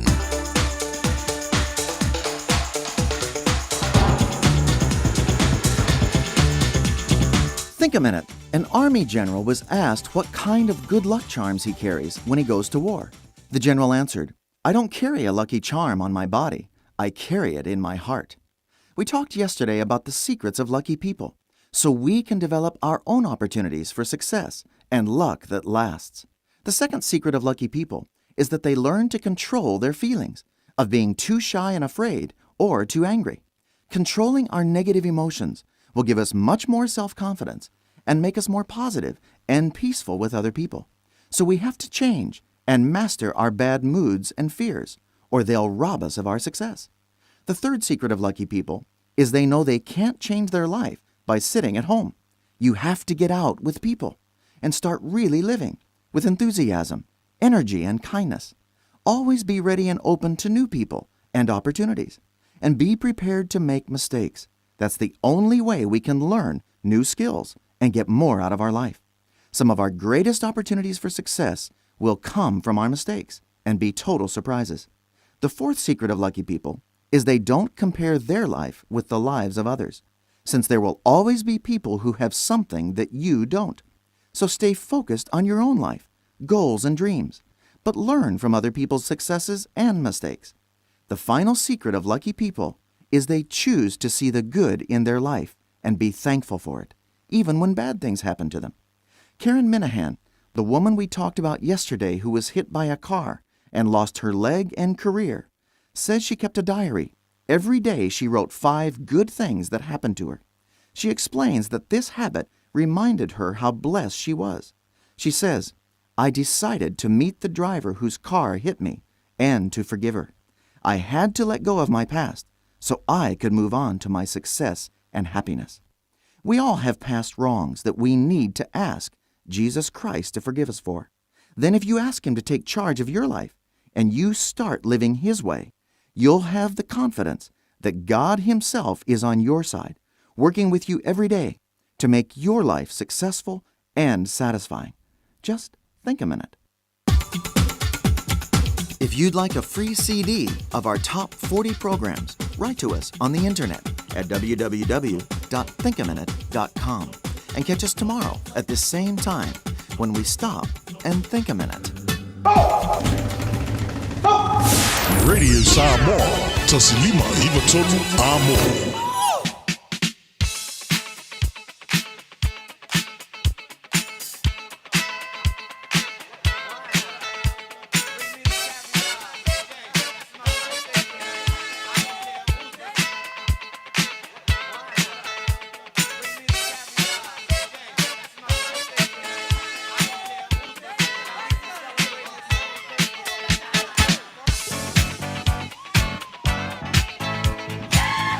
Pomnanga so aso whanau mole a kurvaru e aso you light kua ia lau vidi kua ia lau vidi o le vanga makala ke whunga rai ngana le tolu fitu tasi 5 i vatolo lo mo whale mano e lunga le tato e mail On air at radiosamoa.co.nz. Ja, pa e whanga fo Facebook mari YouTube Radio Samoa pule o po whanga na vavina o me lau whamleanga as whanau le nei fo i taia fau al fisili sunga ia Luisi o ia se o makari lau fisili maa ngai kua se lau pa senga le fisili lui o sa mai e o malo whamungianga kari lau fisili bueno. Okay, Lily, Jenny Lopez whamleanga na pito ngan mana nei taia O le wale vanga ready le piko le ai le iswhamungia ka wo o mai tawai. E moi, okay, fo i le whamonianga leo ki kilo ko le whaka alen mai i ka i meri whamon mone. Leo kango ko peaku mango leo kango mai i piko le i. Okay, o le whamonianga le nei, to my legend, Taito Tony Fafua, I look at you every day and realize the best part in our ainga.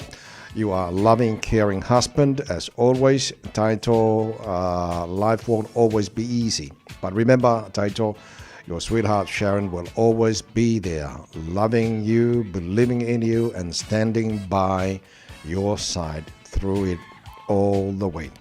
Happy birthday, Taito. Love from wife Sharon and kids and grandchildren.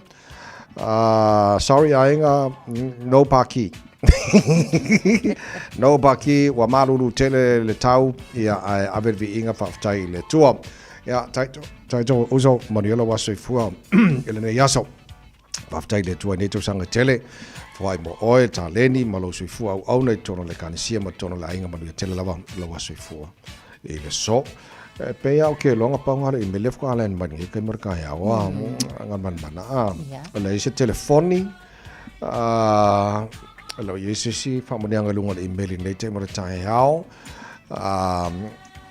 ko sia kasit ka Facebook mari YouTube le ai okay e file move papa wala ngale fiongor ki ako ya ko le fa mo ko longa se fuangi ya le popular man mangelo se fu le so ya malo le tino wala se pidi mai fa mangelo was panga wa ngelo was panga yo ke pole la ma ko fa mo ya ku ya Yes, happy birthday. Sawa. So luas pulono. Ela malu.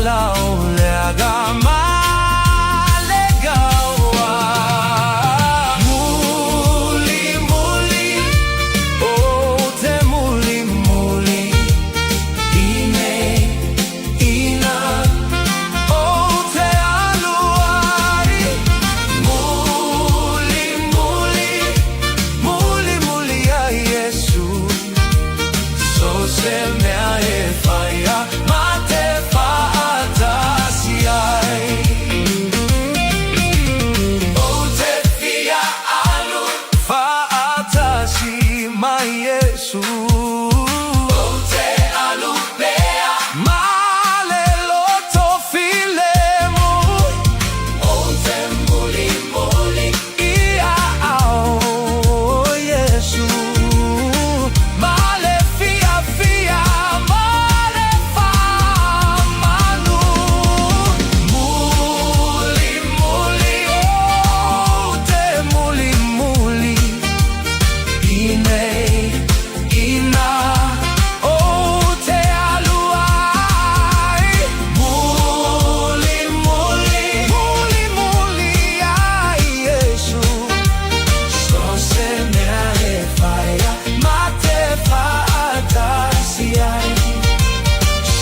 se mea e whaia ma te whaatasi hai.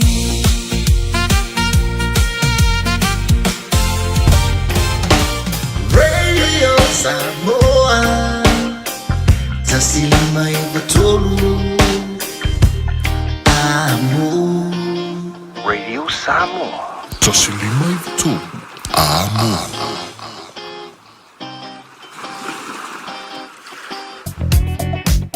Avtavale lungol tato Southern Motorway City bound lo mai tawato faisi mama follow traffic le now lo ya ile taimi le nei Princess Street ang ayatu le nai Mount Wellington fa pena lang ayatu Ellerslie le taimi le nei Green Lane le foi mai tawato le now was slow lava fo tato lungol tato vaingale na Green Lane ang ayatu in New Market le taimi le nei mai se lang ayane lungol tato Central Motorway Junction le taimi le nei o le taiao ale fo ilo mai tawato o le wo ya ile ato le ta vale I le vaingale Mount Wellington ile tato interchange lo no winga la tonu le mai tawina avata avale o la yina vainga slow atu ai Princess Street on ram fa pena fo le South Eastern Highway Mount Wellington Highway ma Panmure Highway le taimile nei o le taiao lungol tato State Highway Luas fulu mai tawat on the southbound o le lava lo tu maule mafol traffic le o lo yai mai I mangere bridge ang iane mangele le taimile nei fa pena fo ile vainga le mai Hillsborough ile ang yatule nai mangele on the southbound o lo delay tato Coronation Road, Beta Drive, Kirkbick Road, Verissimo Drive, Malanga, Yanela na ile malaiva alele taimile nei. O le fo e mai tawatu lungol tato State Highways full maleono foi. Faisi mamafa ang ayatulava on the eastbound. Lincoln Road ang ayaku I te aratu south I le taimile nei. Patiki aluakwa nga I Great North Road. Ia mafasol solo ifo I Western Springs lang ayatu I Newton Road foi. Malanga ayatu lungol tato Central Motorway Junction taimile nei o le tai. Nisina o vaingol o yai tu mau fo le pisi mai lungol tato State Highway 1 po le tato Northern Motorway taimile nei on a southbound ia o lo tu mau le pisi ngai Constellation Drive ang Ifo Gravel Road ia fa pena nai vaingal na Rosedale Road o te Valley ang Esmond Road o le fo I mai tawatu ia male ang Ifo le na le tato a walalau papa le taimile nei nisio vainga na o le o mai tawatu faisi mafol traffic mo oi avta vale tau ana le saunga le mun le Thank you for choosing ClickX. Hey, did you know that sending money home to family and friends if I'm the ClickX? By Australia, Fabia, New Zealand, to better for my mo ai. Upolo sa baki manono apolima isamone. It's simple with 4 easy steps. Sign off here, ClickX. Sign up now or log on. Select some of my own send Inga will receive in no time. But don't forget safe and secure. Saungalemu oila utautua. KLICKEX.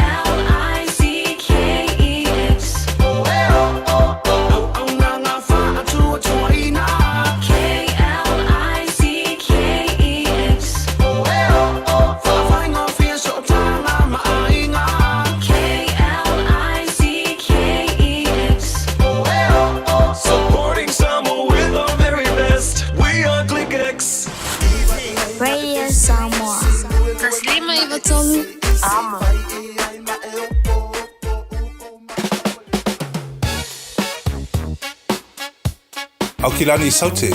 O sa ili se sa mo oe malo ai. O le Enterprise Motor Group manukau o lau fale ta vale fa moi moi. O tele ta vale matango fili mai ai. Tele le so soani o lau fai ngā luenga mo oe. Mo se ta vale talafia ngai. Su mai I le 5 Grey South Road I nei manukau. Asias fo I le upenga ta whailangi enterprisecars.co.nz. Pe wala au mai I le oval selau. 5 lua tolu wha. Enterprise Motor Group manukau. Sa ili, fili, ma ave loa lau tāwana. Mom, Dad, asia te lua pisa so oi.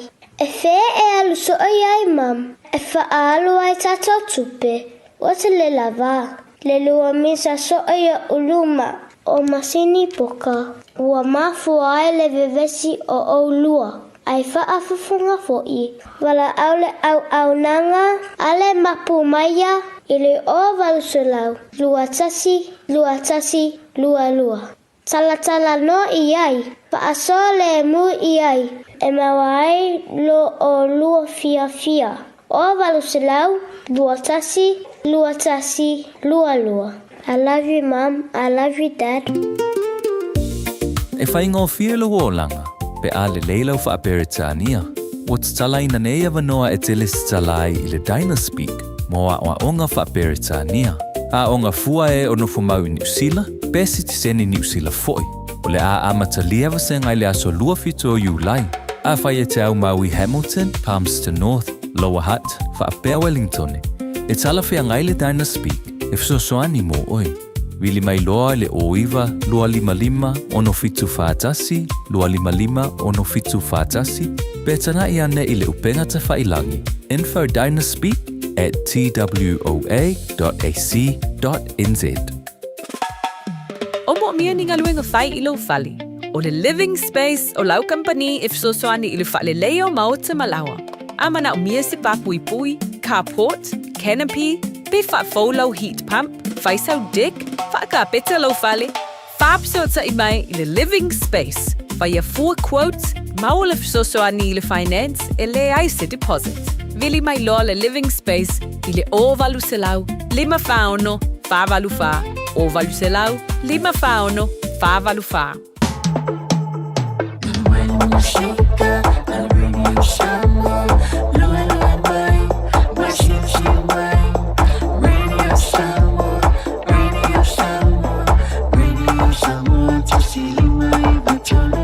Radio Samoa.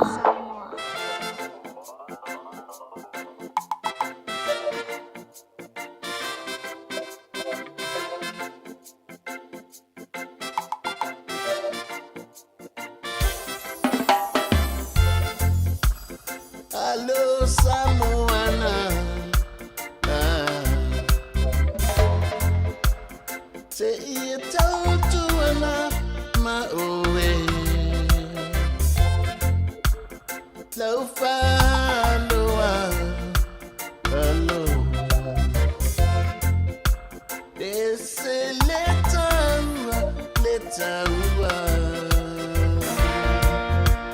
Send me a lelena. Loa vai yo matua. Ole ai anuia.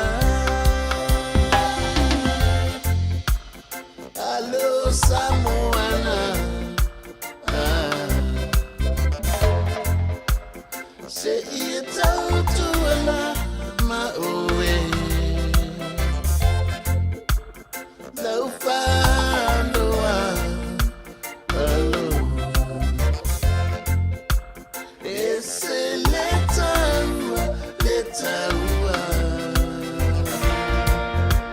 Send me a lelena. Loa vai yo matua.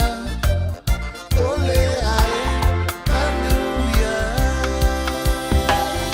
Up in the say I'm mole malanga.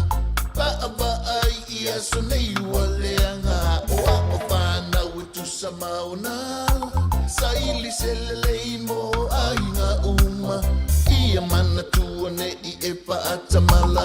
Matua ia o ina tu ule sawa ina otina mapanau. Talo fai tu ule ele tatau. Tatalongo atu pea masepau.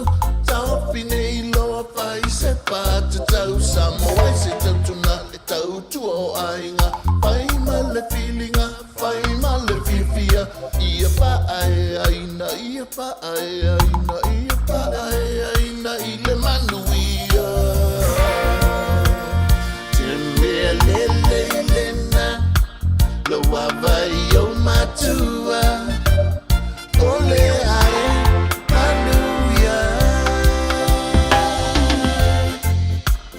Hello Samoana. Say it out to my way. Low follower. Hello. It's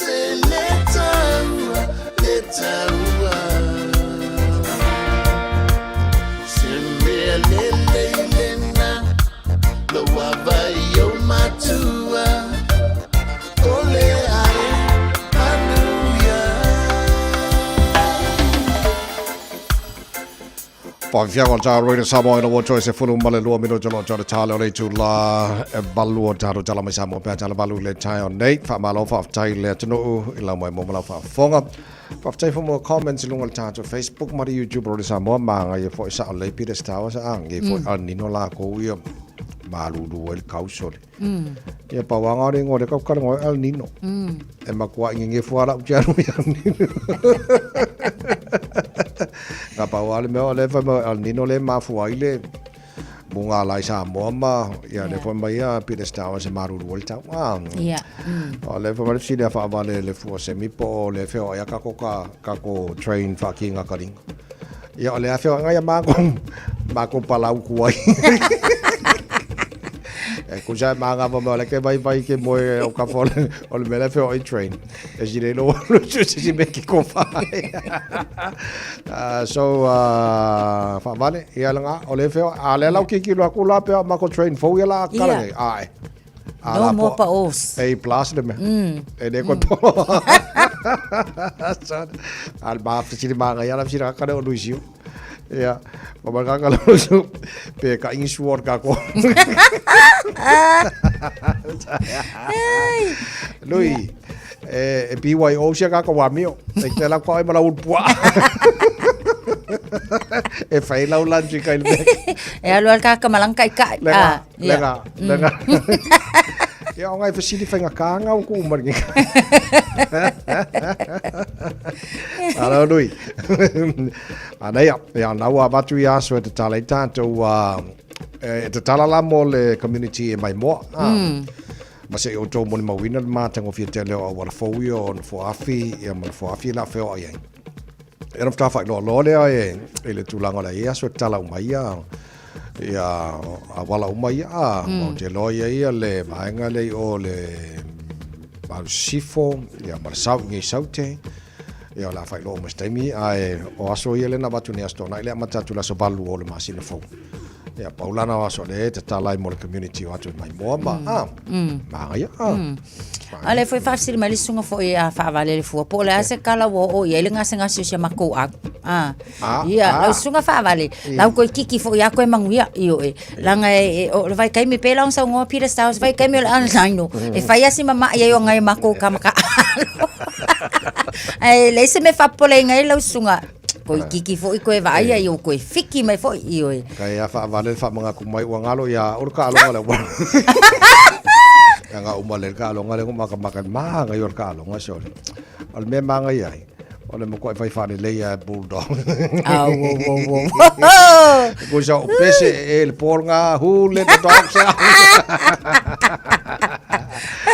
mana ya ai ol tulanga na ai fo e fa malo fa tai nei matu al nei tai au malo lon sa il maru le tai te pena nei te miti kamaki mama I for maru se ba lan to of ma fa fa mo mone pa war ma fu anga tu alta mamal tein fa le la nga ona wole malos po wa flu po la le tu lang o yai fa malos ava ta miti la fa mo mone fa tu fa nei ta miti fo ia mai le primary school o vai nga fo ia wo lo ala ko fa so tingi e ngai ka mai ki o kula nga fo le ma sa ko king ya ke o ma kwale ai le make sense le winga nga lang fa ko king e mana o mi le so tingi ngai ko king e kau mafanga le taimi le nei ia ona le leile mo nai tamai te wala ngai mo ia wa ia ka mi fa ala le fa ko king fa se vai ia lu aku ala si me e pu fa malu mai ka mai vai ia nga say hello mai le ka mai vai fo ia se vai le se winga o so ka mo e fa malama o fa ventilation o ko king nga ka mai ki ele lola ba ko ai no le fa ya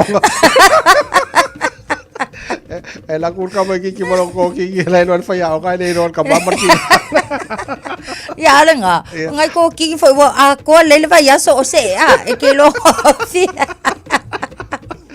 ya ma tua ole ala le tua la lota do ka me sia ki le o mane fa na ya me sa le mai te mal maru e oi le ka pu ma fa bala mo ko ki ka Oi, mara yo. Ya fa malo si fa mon mole nei to mai ti penalty out. Ya ma ven la to me ai le o nga fa mon mole a fa ta mala ta to nei va nga ya. O tele no ngan mana pola so si le fia I facilities al council e for e haya il tele o communities O tira to pe ka we besi like titi le olo initio fai tio for in my initio councillors I mean local boards member. Il estasio o holo te va to pe o ka o e fa nga. Il la to tel to nunga sa tau na titi do le ia le council. Po se mafu anga le le haya il va nga le wa titi la to pe tala no ino. O se debate po se va nga fo le tala no ina a me sa va nga le transgender ai ilo wa hotel to dunga olai a fa pe al council ye mala to facilities e fayanga haya so se community so fa la tonga ye olai open amo mo tanga sa uma ona ye la to criteria for ye pe afa pe o ye wa ye applications forms ala council so e la ma vainga uma la ya mautino e utangi le ye la to o lo apply so afa pe la o le e meet your criteria here is application na to lo no wi e le ya la se tulang po le lava le fa mo male aunga o lo au tu ye le fa mo le o le afa ye e le la se ya fo le ale council la to e ta fia o le tatala lava yo le venue pe afa apea o le a meet uma criteria ele application na batu ai po lava la ia fofuanga ma ko inga events occasions e fai ia o le vainga la na ele ola ia fo ile le malusi anga ia o vainga ta ia la fo ia mo le fa nga ina o fale nei o le council. Ya wa pe tau fa longa tu tau va tu pe ka la fol fa sia I or council le ile fai ona avele le no fa fo le fa nga bol free speech union event le fai pota io ya al mela to ya tu ma wa council ya la to treat ka o mo e ko kusa o mo tanga o communities po au loko po alam yo me ngala tu mo la to wa io antu no ese fo se vainga sa ona nga fa male vainga le ilo ina o occasions ia ma fa mo ia fa tau no ina to ai o le council ia o la to la mta fa yo ia o le mata tu po o tala fea unga vainga uma lava fo ia ma fa avanoa ia fale nei o fa tanga ia nai fale yo o mana o mia mo fa mo nga o tanga ta mo la tunu on sa mai nai minuto na failo tato fa malastino tai au mo tato le look for mo tato fa malastino tai au fola kiki lo aku mo tato e tato bo ke simano nga tu pe mai fal tu pe lo titi lo atu e lo fa mai fal ku pe la ko on mele ko pul milo east wall o si e fola ko rates io ne ua fa la le Westpac gang o la tole o le ua mauti no so afa apela o le yelo te nga tu pe mai se lava for I home owners I le Westpac o le so e te sa ona e fo ile fe so ta ia tu le Westpac ona o le o tele ala to vainga fo I ua fa la loa io e mo si tanga fo le o lo ua ia I le time le nei so e mau e ta ua la le so ta I fo ile o ta to ia o lo ia o ta to fale na ia mautino ai suinga fo ia o le o ia o le tau o le so ta ia I fo le ina ia silefia el tanga tele na mo ke si o I fal tupe po le ale to inga swinga le la asu ia interest rate wala le fa mai nei fal tupe ona o le tau le Middle East war le ola sui a to mai tu lango ia interest rate mo no nga tupe mo ke sia so mana ia la bangale na fa manatu el le bala o me tala no ia malama le fal tupe malama fol tanga to le tongila nga no nga tupe mal mo ke sia ia le nga sa lo le fa ka fa mal singor ka fa mole yo a kulo fo waki nga me ma ingisi ka nga ia o le ale si me o le kau aya ilungo o ia mana vai son mana vai fafo ia al ese pulesa le mai al fa mal sino so matado tala mai sa mo le ta ka ko wo ya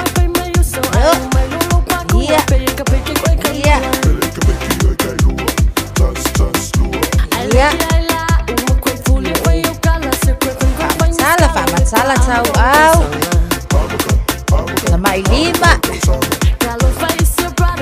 iya ngavale luma ai sama tau luma iya wai kawa wai boleh tak ambil sangat cocol cino iya ya anu lo ngai luma Iya. Aduh ngai luma. Ngai luma. Iya. Iya, olunga. Iya, sao.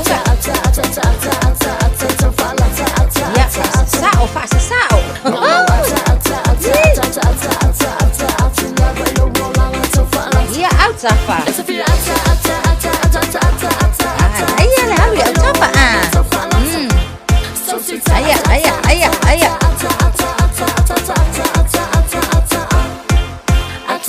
Luma.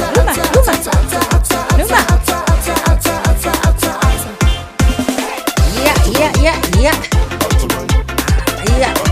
Aduh ngai luma. Sao itua. Yo. Aduh safa.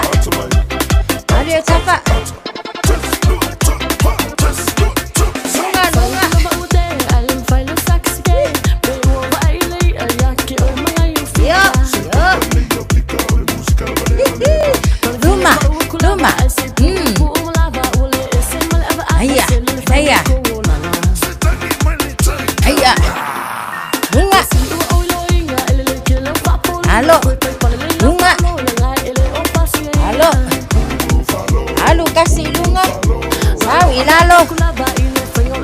Luma. Ngai yang luma. Ayah. Ya. Sao au. As palong aku mah. Ayah. 10 sekunde. Ya, malo, tak malo sile nei tayau. Mana vai totonu.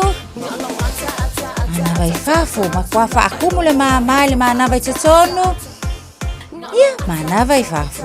Ya, malo sile nei tayau manu etsela la single nei aso foi ya. Talofa o tu finga le tau tala ma eselo fi whanonga le breakfast le radio Samoa o te maa ona. Usi mai alau whaafofonga o le whaapoponga fo ele nei o talafau mai Samoa. Awina sa mai mo oe e lau leiti o whalongolongo le radio Samoa. Tasili mai wa tolu amo. O te whatalofo e no tātou utinu o tātou whelo ai fo ele nei a so fau. I usi mai alau whaafonga. O talia le whaamsinonga whaitu malo. Le whaonga ai o le whaamtalanga tustusia papali I sia whikea ua maliu. I le sue ino mōri mau e langolongo ai mōri anga ua tua I ai le tamaitai o Lise Marie Schmidt. E uina talia le whaamtalanga tustusia po le statement peitai. E mana umia le whaamsinonga nisi mau a leo. E lango ati di ai lea whaamtalanga tustusia. O le whaiunga lea le whaamsinonga I le talo sanga leo na whina wai. Ia whaonga ia ingo le tū la whono e tali ai ni mau whaalongo po le hearsay evidence. E mafua ono papali I sia whikeo. O se tasi o lātou mōri mau au tū ua maliu. Ma wale ma whai ai o na tū la I e whaia sana mau tū fufonga. Ma awa no ailo ia le ua mōria.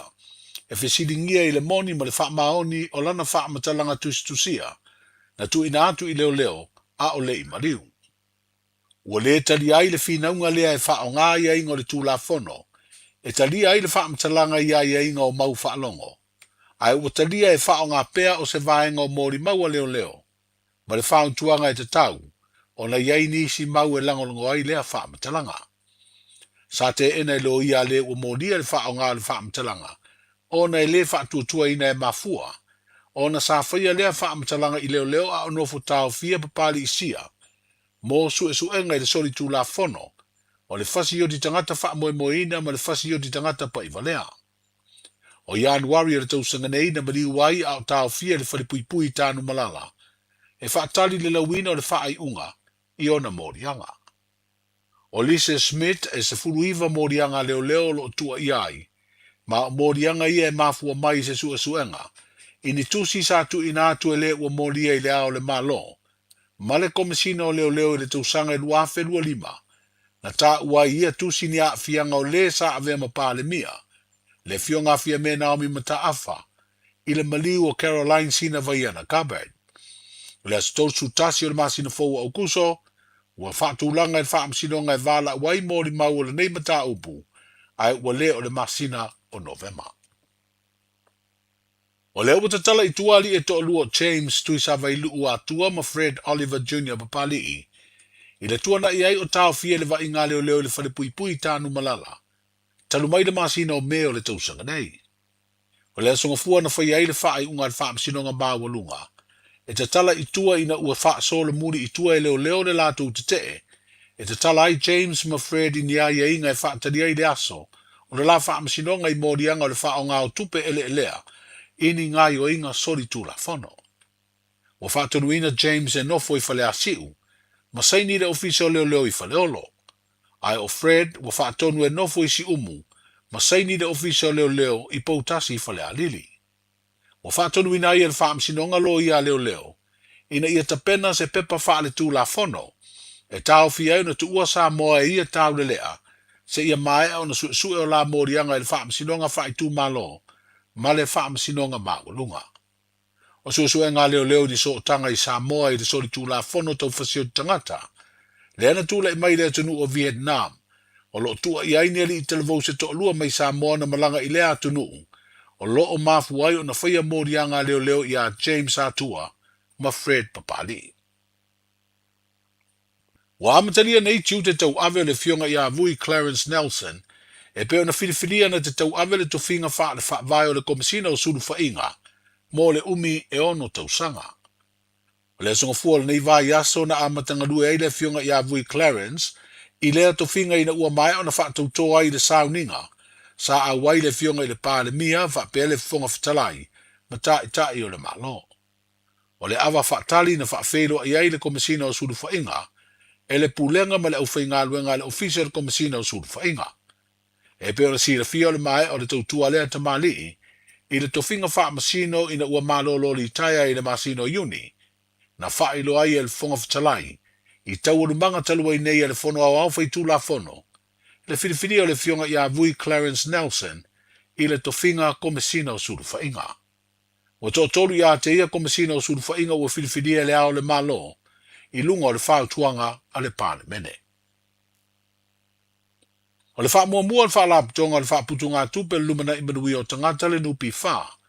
O lo o ave le teimine i le malu pui pui o tupe o sao whanga o lo teu wha whainga ruenga i lana pulenga. A o whai aise su e suenga ma se ilo i longa wha aloto i whale a le pulenga le wha laptonga i sao whanga maisi ana a seta. O wha ilo le tūlanga i se pepa o wha amtalanga mai le pulenga le nupi wha. Ina ua mapuna mai i whafo nisi o li poti ma wha asara launga i lunga o penga ta wha i langi. I le iai leo ni sa i li ilinga o lo whaia i lea a fia i o ni tupe, a le wha lapu de batonga i ni ngā i inga sori tū la fono ua masalomia.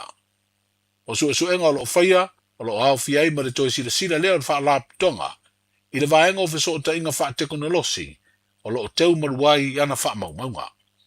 O le ma whaia i le pulenga o le toi au mai wha lawa i tele seisi wha amtalanga, ono o suenga o lo wha ngā solo le teminei. O whairo e leo, e leo i aise lātou suenga o angai, i se tūlanga wha pēju tonu le nupi wha. Ai mōle au nanga masani a lea wha laptonga le malo, i le talo sanga ina o no ngā tupe, ma le siaki ina o sao whanga wha pēr wha mrianga mo le au whai sao whanga, o loo so longa le leipea e au noa ma se wha le tonu. Manuia nene yaso, soifua. Pui pui lo a inga i le tau malulu, au e te whaatali. Whaatonu nei loa lau tui ar fulu, a whai ngono li mau tau sanga pe o vatu, pe maua o e singa se tū mau, mai tanga, po maua foise o walo i singa se tau mānawa, e ma whai o na whai a fua lau tui ar fulu. Tanga iane i leo penga te whai langi, bookmyvaccine.health.nz, e vave tui whai ngō fie, mō whapesili manisi whamtalanga, really maile vaccination helpline, o valu se lau, lua valu lua iwa lua ono, o valu se lau, lua valu lua iwa lua ono, po o le fono, o valu se lau, tolu ono ono wha valu, o valu se lau, tolu ono wha valu. E siri le poipuia na i lola tonga fitia. Whai nei lola utui ar fulu. Talofa, we're the Casitas. Talofa, this is Pat Lam. Talofa lava o au lapi marina, mau pelo li tio. I le radio Samoa, tasili mai tolu amo.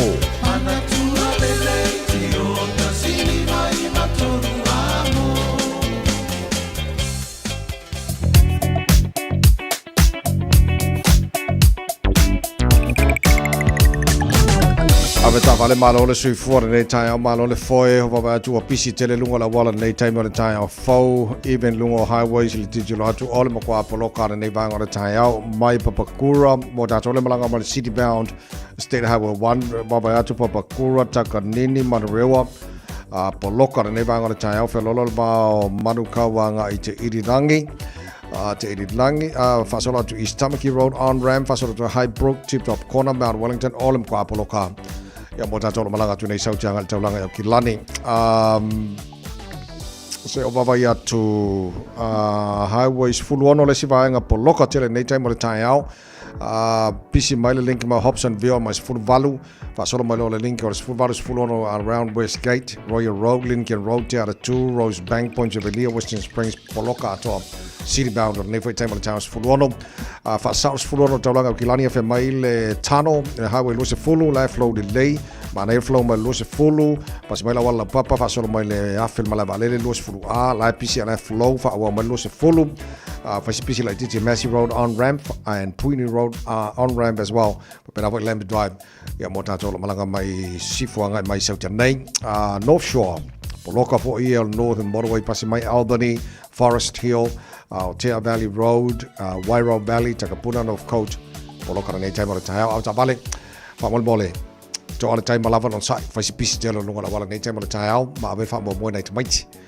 tai me kolosela wala le fo atu nei ma tu mo tamaiti ave fa mo tamaiti tai me kolosela wala mo la tu sa ngore mo ile nei fo tai au fo ripoti lunga la wala fa longa la ClickX. It's simple, it's quick. You're closer to families. Sending money's now made easier for loved ones in the Pacifica. New Zealand, Australia, to Samoa, Tonga, Fiji, to the Cook Islands, to Vanuatu. Connecting Pacific families. With ClickX, you're secure and safe. The lowest fees and amazing rates. Now helping home is affordable. ClickX with a K. Reliable. So sign up now with ClickX. Let us help you help home when they need it. We are for the Pacifica. We are ClickX.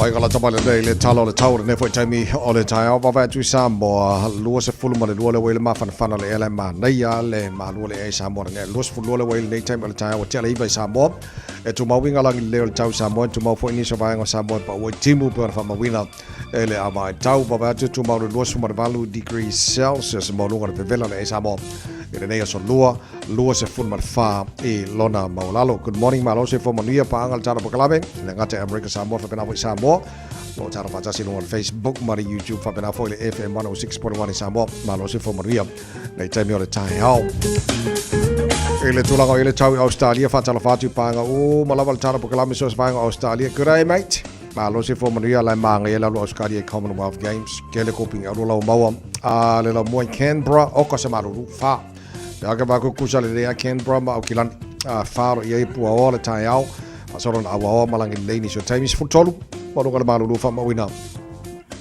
mo Canberra le so patalo fa balo le tunu Melbourne ma lo se fo mari nei tai au se futolo il malu lu ele nei taimi o le tai au we gonna tell the soul fa solo ina awa po timu ma lo se for se vili ni so timing se fulfitu ma lo kala malu fa mawina mo Melbourne nei so luo malo le tunu o lalam papa au sini Australia. Good morning ma lo se fu nei tai au ivolo il malu lu ele nei taimi o le tai au winga fa mawina le tau mo sini Australia su sulu ma tango fila la mo tato sini Australia ma nei ma fanfana lu su tasi i lona maulunga i le so ma malo le tunu alalam papa au Adelaide ivolo il malu lu nei taimi o le tai au fa mai la wa tau la fa soran awa pa una wanga ma mani su taimi like hiti full taimi langi le yes full limal maulunga malu lu fa mawina mo Adelaide le so i le papa to Brisbane. Good morning malo se for nei tai as fa el malu lu nei taimi o le tai au o le fa soran awa pa una wanga ma langi le fo i so taimi ma ngai el ma fanga o ko nos full lu i lona maulunga fa mawina mo nei fo yaso Perth Australia fa o kwa malu lu fo ia o le malu lu nei taimi o le tai au fa soran awa lang de leili tau full valu malu le malu lu fa mawina mo Perth Australia tele na vai Australia mal tulango ile tau fa mawina mo nei fo yaso fo Sama ki makaurau au kilani no fanga fa salanga radio Samoa lima lo ilmaru lo de nei taimi ole taiao baba tu fa fo Allah se ma ngai o sulu mai le la de nei taimi ole taiao ma tango fi winga nal taulia so ato sulu ma tango fi la tele vai au kilani se tolu mo lunga ole maru lo fa ma wina mo au kilani ile so taiao pe aulia tu sale le ale tau o nei ma taiao se fa mo lunga maru lo taiao ole vai ngai o tu la stoffi au holang de le pa o nai wanga ni so vai au kilani pa o timulas for raile pasono na awa lang le sto nai lang le fu la samala so for va solo mana ya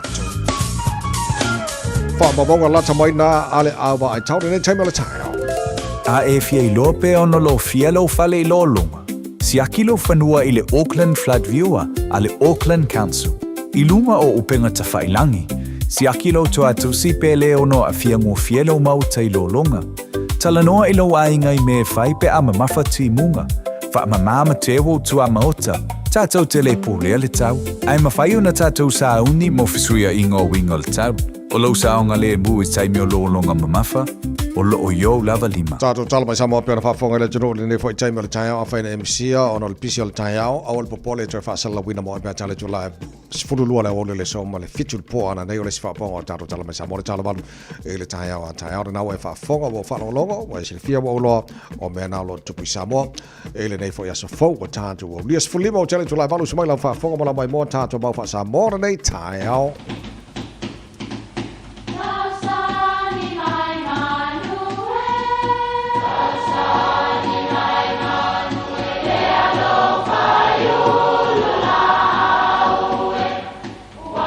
E o whanga manu I ululu o la au, awa e whawhanga I funga o la au. A o le tangata, e whawhanga I upu matala. O le mawhileo o alanga upu mamuanga ngana Samoa maona whaapongai, e a fua I lona si o mianga.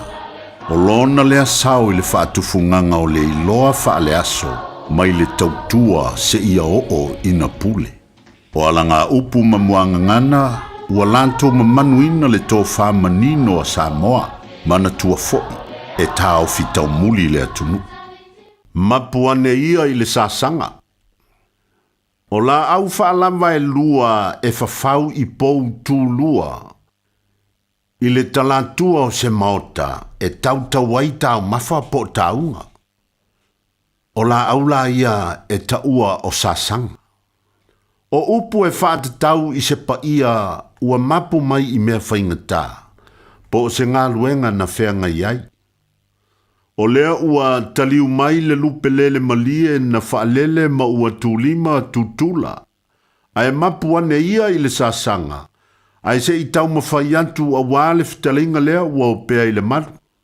E ui lava fo I se nau I le taiao. Ai o le mea lelei le whesi le whai o le utanga ma le moi whale upolu nei. O nei le whaingofia le tausinga o le nofo vā whealo aloa I lelei o whaila unga. Mapua ne ia I le sasanga. Manuia lau whasausaunga.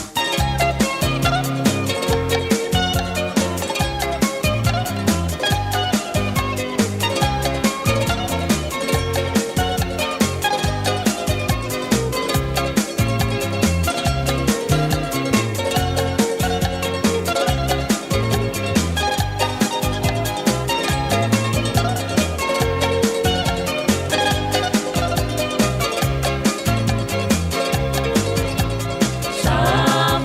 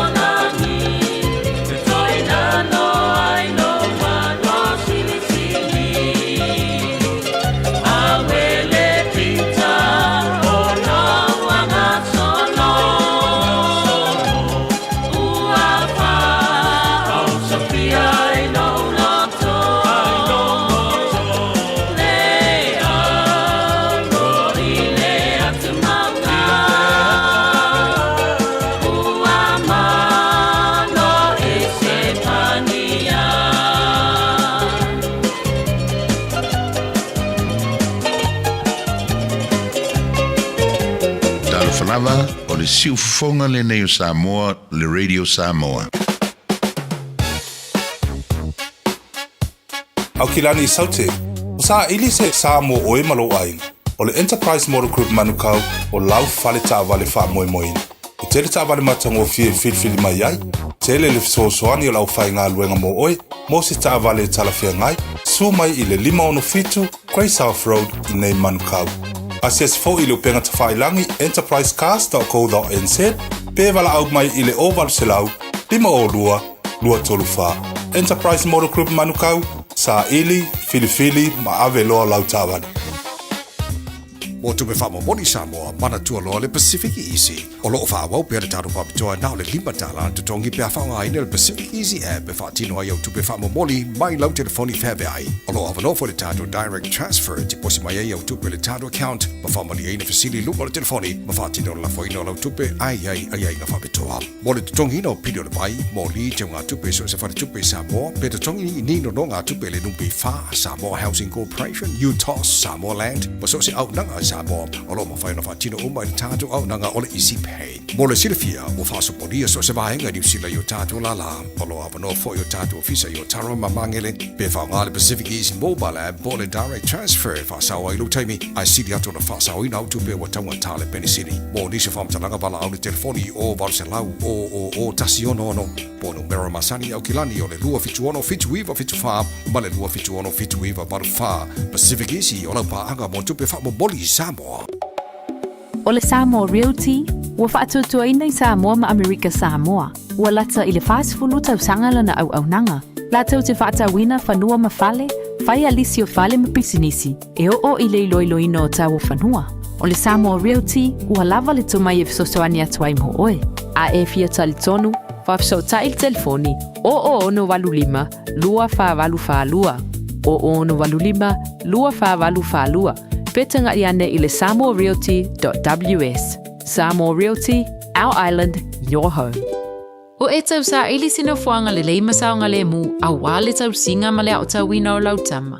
Ua mawawa noa i la esi, a le Our Kids Early Learning Centers i au kilani saute. O le Our Kids, e whaavai anga nu o le Pasifika, o se si o manga e sefe mo le whanau. O lo lātou sa ilia fo ini whai aonga Pasifika, mo lātou whale aonga i au kilani i saute, ma Wellington. Mo le lesi tala ino lautama, po se talo sanga i senga luenga. Whafso tai, Our Kids, i le ovalu se lau, 215 ovalu se lau, 215 Lo super follow tele tula valo lo fa fonga poka la me valo le tara radio Samoa. Lo na rus fu valo aso yu lai o tara fola o le lua fe lua se fulu maleono fa talo fa sunga le mtama tai fa ya onga. Wa se tar fa ya onga preschool so mala valo ma fu tama nei tai ma tai ma lo no sai. Nai fa na foi. Mala to wa onga nei aso. Ta to molina tama tila onga tai op se le mo o.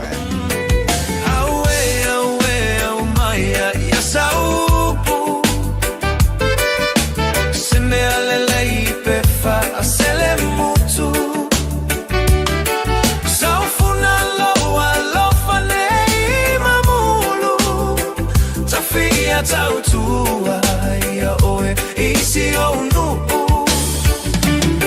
a ole manu lelea se ia fe mai se i pupuni le mala uali ia i mai ua goto le vetua wale le mama motu si alo upale ua mota e ao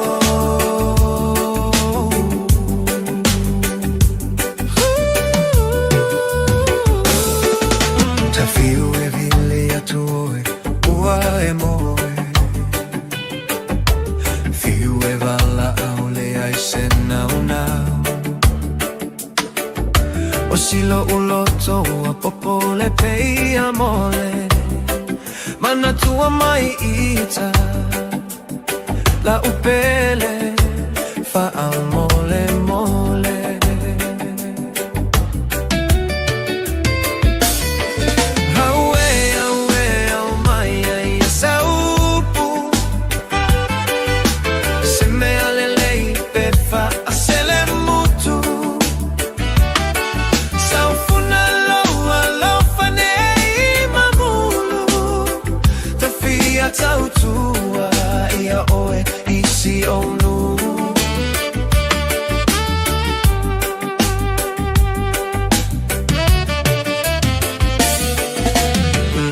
fia fia e petua I fea O pusata fai po o fea ua fai ai Ae popo lelo uloto ne isatia loloto Ne ililo le alofa Ae fotua I se vai o ona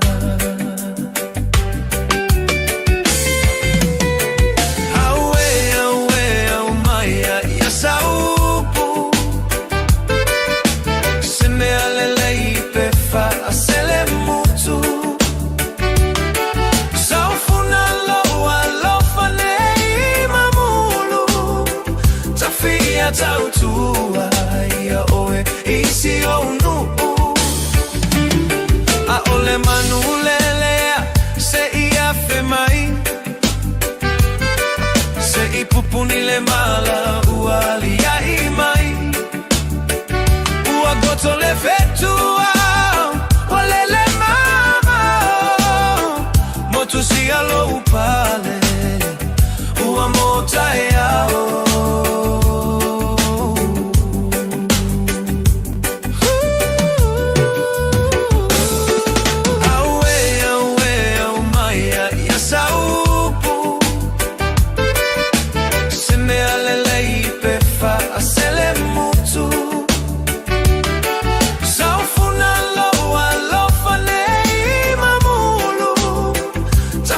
Tautua ia oe isi o nu A ole manu lelea se ia fe mai Se I pupuni le mala ua lia I mai Ua goto le fetua Wale le mama Motu si alo upale Ua mota e ao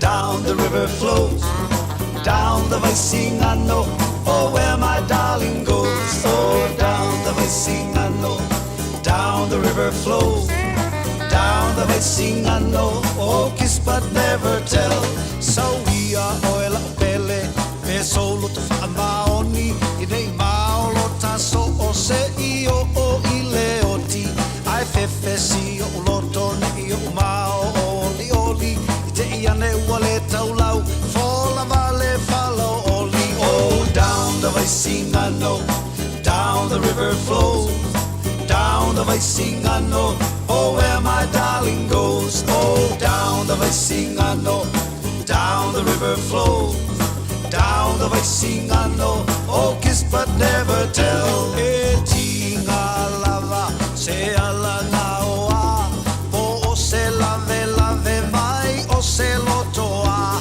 Ai ua le mawhai Ele Manuel sopa E tau o so lava I le mea pokisa Oh, down the Vicingano Down the river flows Down the Vicingano Oh, where my darling goes Oh, down the Vicingano Down the river flows Down the Vicingano Oh, kiss but never tell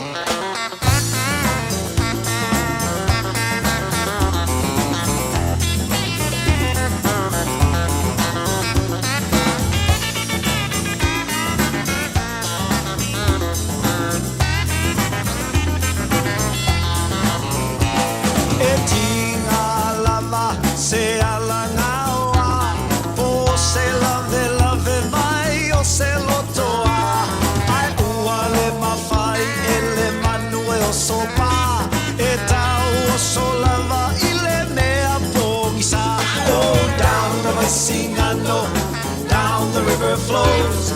Down the Vaisingano, oh where my darling goes. Oh, down the Vaisingano, down the river flows. Down the Vaisingano, oh kiss but never tell. Oh, down the Vaisingano, down the river flows. Down the Vaisingano, oh where my darling goes. Oh, down the Vaisingano, down the river flows. Down the Vaisingano, oh kiss but never tell. Down the Vaisingano, down the river. Whanana Jerome Gray ma whaafi whianga o le tai au down the Vaisingano le tau tuara Radio Samoa ilo o toi lua se furu valu mino tolo tuara tale o le tulai va mara mana tolo manuia le tai au malulu il mafana fana o le lofo le tua te tolo ina oi so se mai ngolo oe mai mom fa fonga mai tara pokalame le foi tai au fo le so lua nei pero ma se nei a manoa tana no toi le whianga le sa usori le whianga o pito tolo sulu to fa su o bolum sio fa so ni sio vainga foi ta ua mai lon finangalo ina ia mal mal to telo tanto foi a mes mai se lava melo tupu tono ni se nei fia mai alta pokalame nei tai no whianga pito malo si fo moni so manue te vai ia e o folo fat fo lau sunga ma le to ofisa mamalu wa fo ngalu nga taua e fo fatalo fat fo il dato wa tunu o lo ma mai po kala me nei ta fo i sunga e pa pengai nga malato fo tu tu fo mai el dato wa tunu wo me ma sa alo le ba sa o le ia wo facing malu ia o i le hot pools le i mangele motohu kai au nice o ngala ka ke vai le kumu ai le au makuku ka ko wa kumu anaia ia o le mang ia e ko mo fi la bala ko ia le pangai ngale o le spa ia male sona ia ngai menga le anga ia ma ko ngela unemployed ta vai anaia Fama stino leila mo neva temel marulu a misona yo tato matu tu asin sino letno a bito. Ia va o fishing marulu o fafo. A pe ma ia ko kongo inga o le mafanga. Yes, yes. Ia awan me ia va veala. O le me ia ka kala mai le afa lima ka ya o se ka afa lima le fiafi. Wow. Mana ia. Tatala noa o tai au leo te vai atu tu sai ma vainga for fola le fionga le palemia. La sona na fia New Zealand. O le awhai lo mai ei po fea tono le a tu le whainga malo mofso soani low income families. Ile tulango ile pensini leo tau tino nei le pam. Kwa kaunga ni vai taimol tau sanga o la so sausi sila ile tulanga. Ia o langa sauanga nga ua whamai o lae aua they're getting advice mo vinga la ua sitting ia. Ia mai se whaukuanga makanga wanga la kou ia iai. E mafua. Onga o le hoi lea kongu. Ia mangkua sa i pausia nga umakngei e o fo ile pau fa pikole i ka Pasifika le nga fai le PMN ma le Horizon. E o le ngume la kasi le cost of living. Ia mangkua la kalu mai ia kulanga la kou ia le kaua ia la e oi i aven. O le ukele le swinga la o ye makele fa le kongu ele o maua lava se fo maka ukunga ia ma o le ua nga i lunga le kau o le pensingi le la kou ia kalu mai le makanga le kau o over ma le kokana lita i le 91 ia nga i le pa u i le fai unga o yungi la kou ia a le fu ko ia lunga so o le ua ko fo i la val pensingi la kou ia i kulanga i o le o kaunga ai le nga kala le pensingi a o kele o isi mea e fa moe ia ile kungu i mea ka o lango inga fo e mau mai e mo vai la au fo e fa nga la fa masla ko ia le ka o shipping o a ka nga le sa o loa ia mai a kungu la fa fo le fa moe o fa penga fo nga i lunga ka una ko ia ma la fo e ka ke meta ko i ngisela o fa i pisi Ka fo ila vai ele nga o ka fo ia la ukele ai o la ufai bisingi la ikila ko ia langonga la ko le oi ta mako kalmo fo mala wedding ko la ko ia langonga nga o iai o le ngume la kasi la vale le fafika o le fe nga i mala ko it's the cost of living le kaumaka o le kau le soi fanga lo iai ya manku fo o upuange ia kamalo le ile makai pia le o fo nga whamai lava o le a kamo o la ngume la kasi nga ia fufo le mga upule i nga uakula e mea reang palemia ia le ala ufa kere inga Alo faftai so ole ala fa tali le tunu tayang polal tulang ole alo sir fi ole ale me tau ole ale move tau na fail malo te mine pe afuanga ile maftianga le ya maishana yo tatu ngata sa mo male pasifika opit Penkanga ngai loa ku ia ilanga orenge fenga malo ele masangi ai on avesela ko fa mo bua ile fe sosoangi I kangaka la mo biel sosoangi o la ko lava masangi fainga fa vai mai fia kausanga la ko ia fa mo la ko ele au mau mea male e ka uengisi le se furu pasenga o kangaka le o mia le oa makupe ma kama ingara ele o kakele o ilola iai a o taimi fo ma ko ia fa mo lava ia la ko piko silinga mawalalo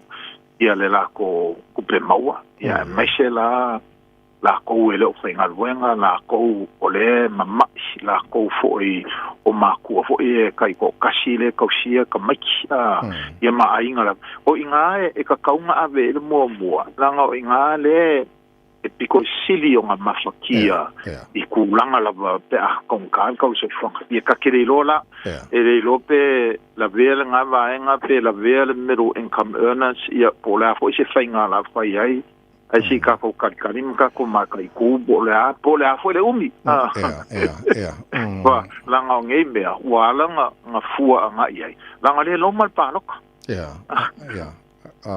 okay, so talinol palota le tatu titilo nei to fama sina on fenga palota fo lele on na file na so no ile palmia tu sinave maulum to Christopher Luxon ele ngal lue male patile le opportunity party il tunango ye no tilo na tau le party fo le mal maulum ole lantu support le 4.7 le polling tatu nei e foringa mai city tax o jere lope afia manisha maenga a Labour Party capital in tax isi maenga e lava lo sili filtro ngale apito la o tau sila e maenga le ole ioe ole pe e foringa mai wa vave ya le ya tuisinga bela ko ya mai e se manga ko la on fa pe nga fa ilo mai la ke le nga lu e mal opportunities party ia ole e sa oe 4.7% a kongo fo e mafua nga failoa ia ka fio fia ile alu lungo ole manga ko kanga ka e vale le ia usia le 5%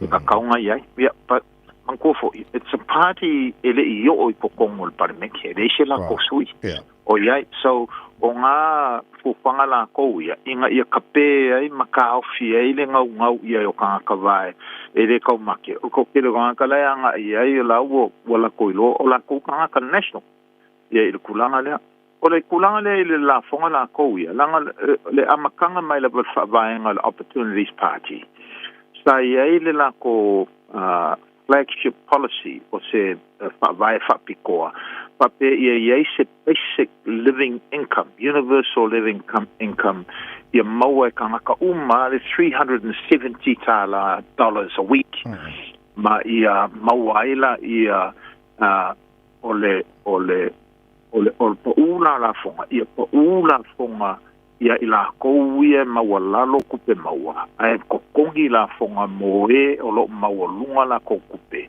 inga ia fa sa fua ele mele ka ole universal basic income o se fainga fo o se mea o lo kupu ia kungu I e lopa ai o le fa kwa kalangoa lea ai le kaimi anga fa vai le opportunities party o facing a leva nga kalangoa ai ma le nga kaimi sa ye la vala ko kelo ma ko parlemenge sa tia ye le nga ile nga kulea ye se kupe maua ka malava pe fenga wenga pe le fenga wenga ai le basic le ko se la fix fuka la le vaiaso ai fenga wenga mamongi si kupe o se fa poponga nga ia ki oe ia kulanga ia kongula le ufa ilo mai la vai laksela ko ia ele ai o la ko le ke le fia e le si o la fonga o la ko o se pa ki ia pa u la fonga ai manko mai fo la tavai o mengi o la fonga o le merenge e mo mia le malo so se fainga malo la va inga ia fa kupe ai au nganga o le manguia la kele le mo pe o fale mai o pe o ingala le ua lai nga kupu mel whare kongu langa le ua kipi le malo la fonga ua whaikikia la fonga ka kaunga kongi la fonga ua le lava i fo ila le wha sosoa la ko uia i mo pale mai i mo a onga le whainga wha le leio kulanga kau kamaa inga kau kele o iloa fo ila o whemele la mai le kupe le fufua e wha pe sosoangi mai ai i le cost of living kaluai o le wala kalaka paloka ma le ala langa lava le kumu kong kal kau so fang right a picture any time you lo chama tu lo por tau sanga cha tu nen tata no me attitude fa pule tono pale mena mala tu la fonga fo le awa a ko backfire ia te lela la fa te tenga la Stuart Nash a lo te pavatu na tali va semana Winston Peters o te puli fa te to o le sisi va fo le ale fo te pavatu fo la fonga Shane Jones o le na o le fo e pe e ala ko fai ai fai ngai kai yu a mai peso o e sit fiel tu langa ia o le me ala la ko ia e ia le karikongo nga fo le i ko kongo pale mengi o fai pule so se fai pule la pe miska pe le miska there's a code of ethics all right the ringa fam kala o se kula fongo fo le rami o kongo ma le ava faka ele ka kau so se fai pule o nga songa la fongi la fonga o nga lai e kari kongo o fai pule e va ai me ele a kongo a fai la ke songa faiangi la fonga so se silava e kari kongo inga le kongo ia a te kalu mai o ele swinga le uka ko makai ku ole popole lava ia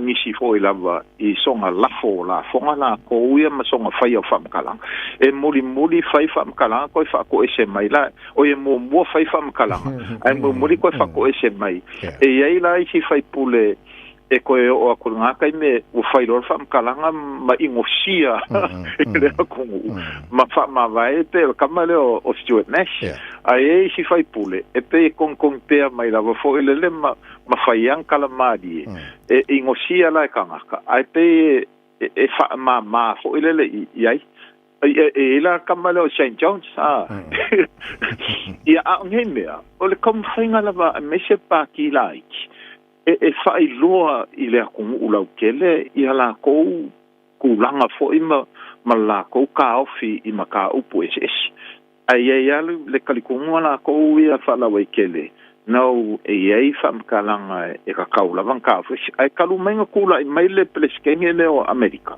ia Trump o le waka ko mai kaua e mukare ke al kamalo la kou ia yang fa mkalanga fai so sesi e ki nga fo inga ave fa msingonga e le kai lava kia e kangonga fo ele o le pepelo ia mo ko pepelo a me nga kai pepelo ia le la pe u foringa u fa kai ile nga kala u ka ko fai pule ai ka ke mai ka ku fo I lava I news o sau isi a ku o amaka penga muri ka ia I kanga ka o I ka ua o kanga ka ko fai longa langula man fai longa ma lo fa te tere lo fianga sa so li mo fa so fo fina ngalo nei ta ao ia ka ko fa ka pe wa le baba ele file mo mo ka wole a pe fa so lo inga a ke le fa le tonu le o ye ke le fa le tonu ke vai ma ko le ua uma saingi le fenga inga fo le ai ke ua wa kam fai lava Amerika ia fa le anga nga fenga inga fa sawa e va inga wa umanga madidi e ave ia ai ven le va inga le Strait of Hormuz ia a makama ngar fa papa ngo pomu o le ua so se fulu ko waso o pomu e Amerika ai ven ai a pomu fo la e pepelo mai la va Amerika fa mai wo umanga fa kama ia le fa le anga le ne a la fa sau la va drones a la ko ia o mali li wai la fika ni Amerika ma le kula fonga Amerika a ye ngi se ma liu ka e ka kaunga longo I lumale I le Congress la ko ia ma u fa iloa ko la ma su ele e ngi se la fa news e mkwa ofval de pelo la complexkenge le wali ali ele nga ko wa mali liu fika ai ova ko mal selau fika wa injured wa fa inga wa lave de mai la o la lava wa lave de mai ko o le ana mo ko fuli le senatela ko ia e fai so nga pay for ya o committee for ia pandenge ngai e fesili nia le vaenga lea a kamaka koe se fai fo loka aka koe so loka ika le mea le pelo o ngei kai e fai la koka a la kal sanga ia mau se valsu wongo pidionga e fa wa ele kau ole news folder le masau ole wa ka o file pomu le wa umasu ko wa su ka wa fiu a wa ali mai fo ile news o pe o le wele popole le ngaka le kaunga ka o pombo fa nga e Amerika ai wa amakanga le mafai la o nga kali pomu ia drones ia sawa ai ba ia le ngaka la le o poloka la va Iran ia le Strait of Hormuz wa leses wa ule over male luas fulu miliona pao si le aso e kasi ala fo wa ia le vaenga le mai Yemen o le au Houthis le au mai Iran o la waka ofile swa ule sau mai le straight le Red Sea wa le sa ofi mai swa wa Saudi Arabia usala ole mo kwa mauku la vare pule a Iran la ko i bole ma fai Amerika o ngala ko fai iseme ia ka ilola ole a se si fainga ole a ka ko vai ko ale me mongi lava ele o se fo ele o yengi foringa e va be umar kawalea a pau foringa e o yai o foringa ole a ke lele a fayanga o ka mau a inga le larolangi a ko mai e se kai me ka ko ba ai fo ila i kulanga ole a si ki ai kulanga kaula ko i o soifuanga ya ka ko kalu mai le kawan ngai ba tango fia malo fafte tele mo fa so fina ngalo nei talo fenga pito fela fo leva sa kaudi le fenga pito to su sulu to fa su o volem sio ba le tano nga de fo taio fo no to se fulu bal nomero to to talo le julai bo le fa fo po kala be ba le taio ala radio sabo mo na to lo ele ma fa na fano le la fo le li ta to lo ina ngai ka ma lo ma tu luam fa fi fenga le taio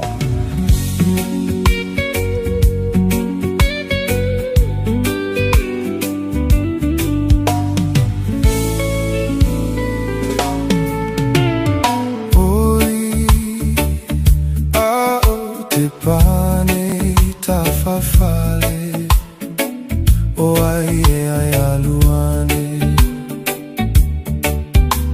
ta ilo o tele iloina aula umate ai so mai sasae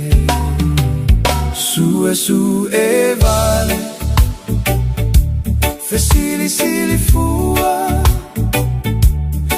Sita ua aua e tupuga mai tamatua se ia lofa mafa amuta ia le tusi lima ele maua ai sota manuia o se loto e a oai fai fa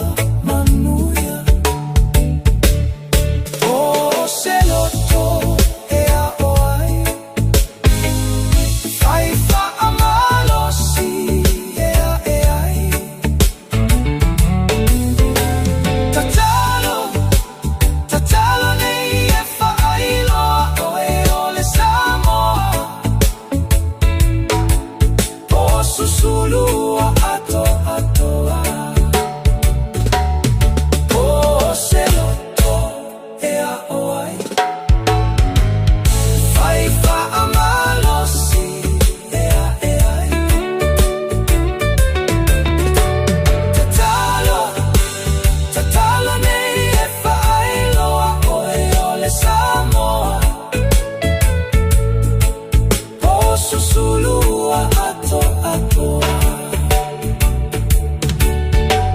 Oe le uso e tasile loto.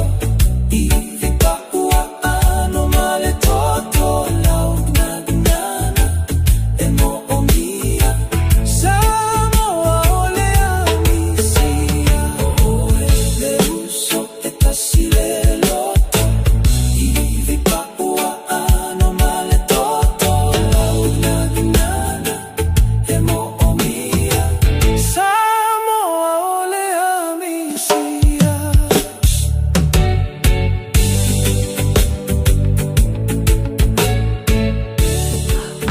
Radio Samoa. Taslima ivatolu amo.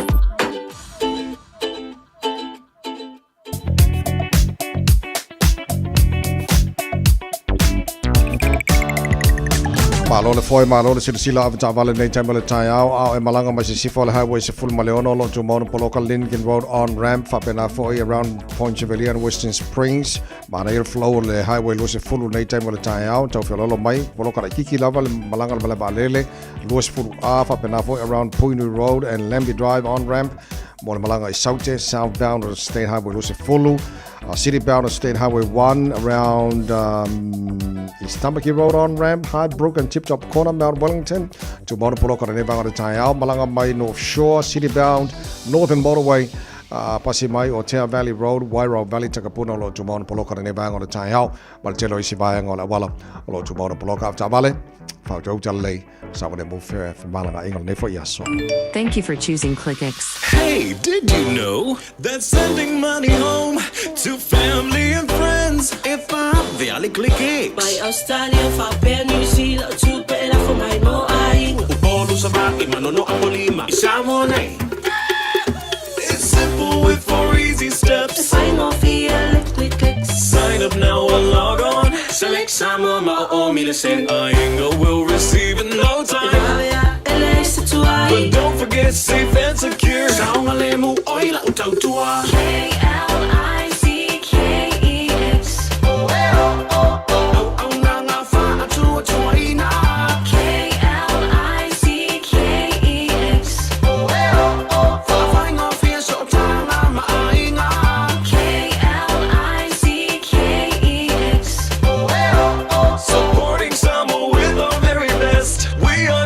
Talo fa pule ngam fenga venga ClickX sola to follow longa with twai ta to report you ngala wala malu le tai on Radio Samoa to 5 minuto lo to talo le to la Avon Saudi mai mo taro telefone le ngana Samoa songa se uli malau ne fo ya solua pe amai a pese mai matalena suao ta mai e jalofa ta to ubala wala fa fo mai tono fa fenga venga ne tai le tai ma lo lava pi tai tu e ma 5 wala ne tai ma lu Tatou ave tavale ave pasi ave lori ave courier markalapo lao ave le nei time le tai ao ave malfa tau ta fa mol mol asau le mo tai mi uma e fa foi ai lo sa le nei foi aso pesele mo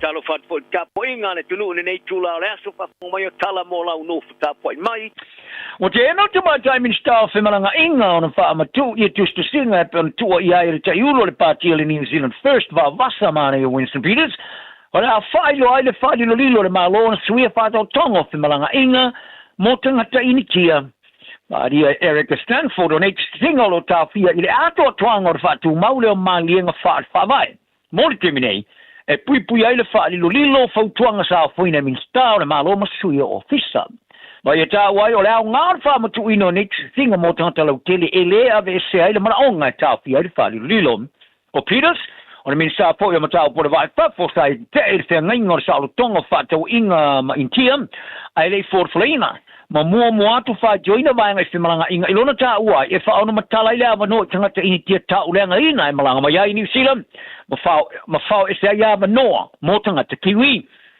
o lona soata iulu Shane Jones after iai mawhai tonga I whaupunga la lafo whapea.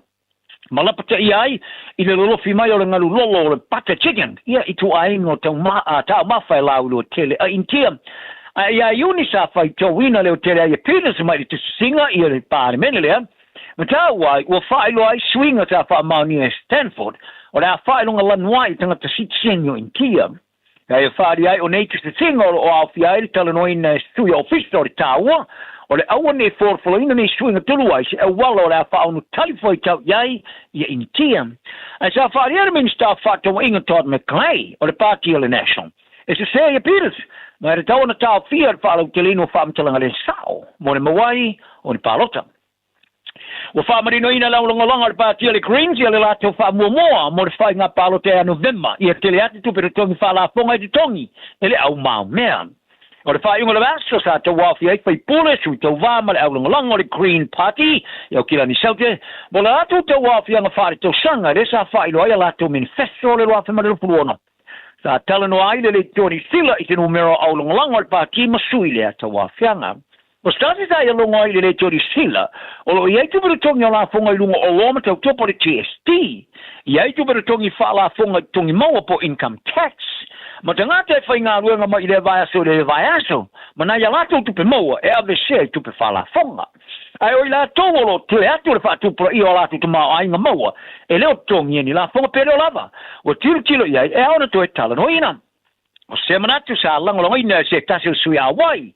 I lona whaalia, e manao mia le toi whaatulanga o tupere tongi whala whonga. Ina ia tau whai au mai mea le. Ma le toi whaatulanga o tupe whala whonga I tawa tele ia ia inga whaatino oma.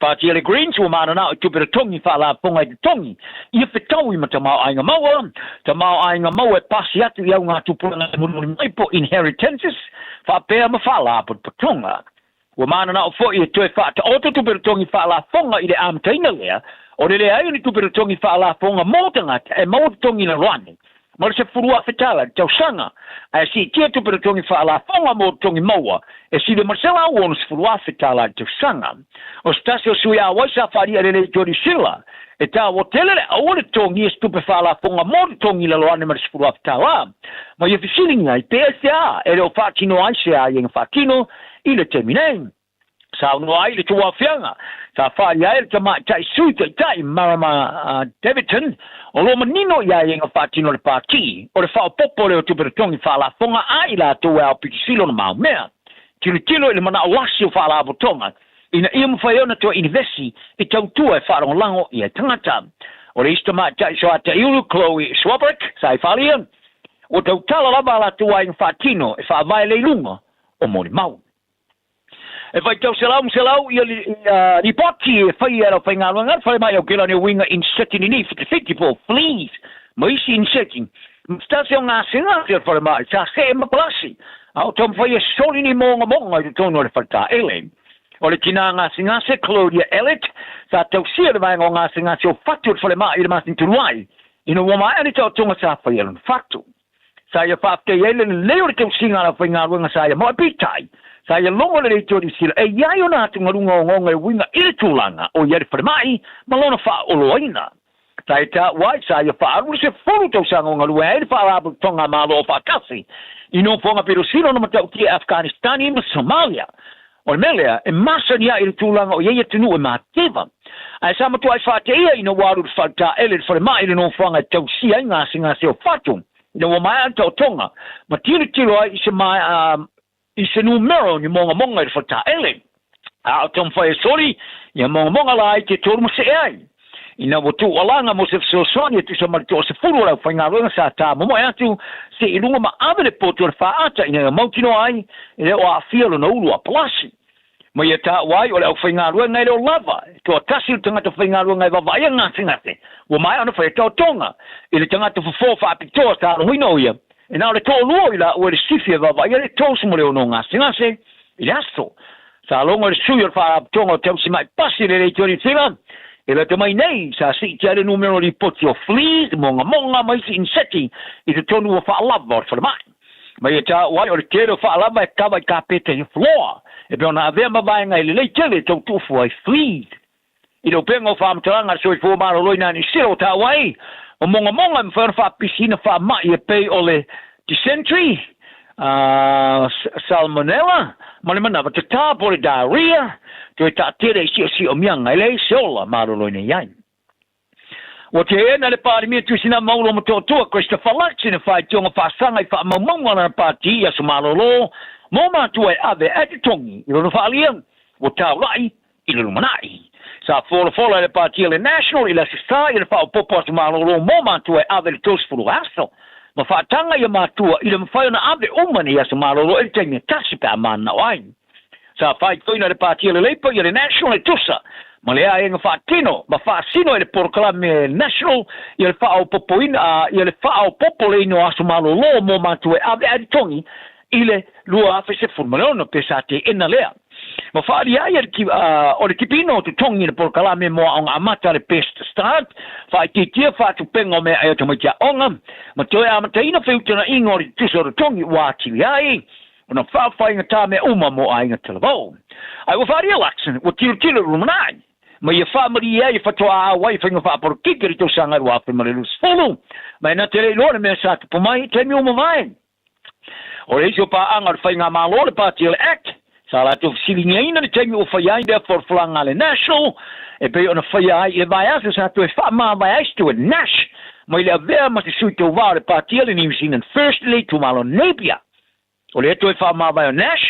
Ino mai ona e tā ua, o le tama tai whai pulu le national keiti Naimon mo Napier, o se whai pulu pitisilo na pai e. O le a whaingo o na asa malo losta i ave, ina wola ila na pepe. Ai tā whaari election, e na tele i walo ia se mana te whaari o nash, ai o ai ingo whaatino na pati, o le whaonga ina leo mawhau. E pēna sa latu taula ia maia, wa umi foi, o na fofo mai. Tana longa, e do tolu ia tamai o fuina le toni ngana o Blacks o filfilia le to fasu fale awat pa ia onga Dave Rennie. Mo le malanga tami le Afrika Sonke, ma le kapteni ani savea, o le ale awo ia tu se au, ile au, te ilonga wo le talonga faitaulia mo mo le Springboks. O le kapteni longa lango ma le forward te le Hurricanes at Duplessis, Kirifi, o toi misia fo i ma le awa le o Blacks. Ai le po le Hurricanes ia sia le lawaki, mo le lusi forward te le Moana Pasifika se misi tu pouta e loa, ma le numero se fulu le Chiefs, Josh Checkham, ia tama ele ta alo mo le o Blacks o afia le au. Wa awa ia tu le to fitu tama ta alo le o Blacks o toi te riu mai, e afia le po ia Ollie Norris, le huka ia George Bell, o le loka ia Fabian Holland, o le lusi forward ia Ethan Blackadder, o le tama fiti te mo i ronga tonu le ine toia Timothy Tavatava na wai, ma winge to luari e koiane ma emoni na roa. Whaari reni, o le to tolu tama fau o whetau i ailo lato whirwhinga. O sa vea, wa ave i aile whatananga e wha o popo iona sa maro lo, i le mai aile whastalonga o ta along whetau lia i ailo lai. O lo na winga, o le ai misia ia, ta alonga e leo ni ta alonga wha avao malo e tolu o le Blacks, ma au whai tu malo le Stormers, Sharks, ma le Bulls. E si lia masular masipo te alo i se vea e au noma se malolo. Ina ua mai ana whaalu li tau sanga atoa li te amuri sanga kalapu i a pani. I le mai ayon malanga ta amilo le o Blacks a wai li unga a whai unga li tau sanga tu wain. Whali e reni. O ta alonga e le o ni ta alonga whai taulia o le au fo ina e fo ista a ta i le amano e stepo i lunga o ni kaptini. O le fasu wha o le au whirwhilia e au fiare lufuru lima o tamata alu leine luma se fulu hiva tamata alu leine toa. O le amo mua amata ta alonga le All Blacks i la su valu au kuso i le ta alonga mana Stormers Fasa mo mulian ta alo mo Sharks I Durban. Una nga yan le Pretoria. Mo ta alo mo Bulls la sulimo au kurso. O le talo fai teoria mo Springboks o so rufulu au kurso Johannesburg Ellis Park. So on ai mo talo nga mo Lions I le Malaya le I la so rufulu mo au kurso. Talo fai teoria na lua mo tolo fai in Malaya DHL Stadium Cape Town. So ai mo talo nga Malaya le FNB Stadium Johannesburg. Ona tau fai malanga o mai leo au lua I Amerika mo ta longa fai te ulia na 5 fai Baltimore Maryland te mo mua o ta aloini au lua ele o Amerika. O manao e Carlos Sao Ulberg I tama fusu piro sile ona leleo lau panga ma fai fusuanga pepilo I tono pawaya e fai sala to fusuanga te ele seisi. E na te uina oia mo lan champino lo langi ile au panga. Ulberg o lo maro lo chamine ona le afianga lo tulivaya sa afia ele taimi. Ona fusuanga sa manu malo champini machiri prochaska. Ile tamarasanga li UFC tonu lo fitu ya aprila. O le ale lava le maloso le alo sa mo kiwise longo wa ulia le lua fema le fufitu o le melea o le vaenga o le aupanga mama mafolo I eisi tulanga le mautonu se I aulia le timing I le mai ayo fuso anga le vao ma comment a Calaves ma Bogan Gastov I le fai unga le vaso whaaria I loe Obek o tama to a whapi to silo na le aupanga e auna faithala to fuso anga e lo ai seisi o le avea maleisto na panga pe atu e te liu I le pā Faiste fofuanga I ta pena I lo ainga mo lo longa. Tala noa I lo ainga I le mea e fai pe asi I tia le vai au ta folo fale. Tu au meta au e se no fuanga saunga le mu, ma whao ngā se a fianga o lo longa o tuanai. E fai ma le sona o le ona toe tu lai mai o ia fianga I lo ainga. Tanga I ane I le Auckland Flood Viewer a le Auckland Council I lunga o upenga te whailangi. O lo saunga le mu I taimi o lo longa mamafa. O lo o yo lava lima. Ua na o le Radio Samoa se furulima iwa toru a mo e tautuaina o e ilangu ngana fitu aso le vai aso. O mo mia ni ngaluenga fai I lo fali. O le Living Space o lau company if so soani I le fale leo maota malawa. Amana o mia se papui pui, carport, canopy, be fat folau heat pump, faisau dick, faka peta lo fale. Fab so ta I mai I le Living Space. Via 4 quotes, maul if so soani I le finance e le aise deposit. Vili mai loa le Living Space I le o valu selau, lima faono, fa valu fa, o valu selau, lima faono, fa valu fa. Kia ora Aotearoa. Good news. The starting age for the National Bowel Screening Program has dropped from 60 to 58 years old. You don't need to do anything. When you turn 58 or 59, you'll be sent a free bowel screening kit. Happy birthday. Even better, you'll get a free kit every 2 years until you turn 75. Bowel screening can find cancer early when it can often be successfully treated. It's free, quick and easy. Bowel screening saves lives. When you get your kit, just do it.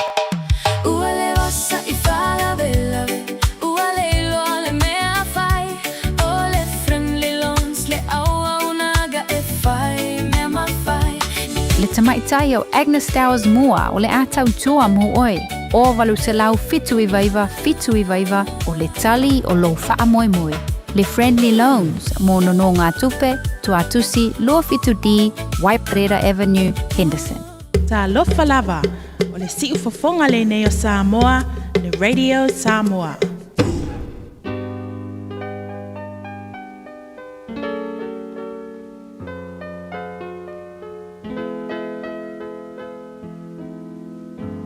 Faitauina le upo le poto no le tautua matavela linga Fusi and Sons Funeral Services I Mangele ma Samoa. I taimi o mawhatianga ma whaanoanoanga ona o le maliu. Manatua linga Fusi and Sons malana au nanga o le a whaamama avenga atu mo oe ma le ainga. Wala au I le telefoni lua fitu lima tolu o fitu.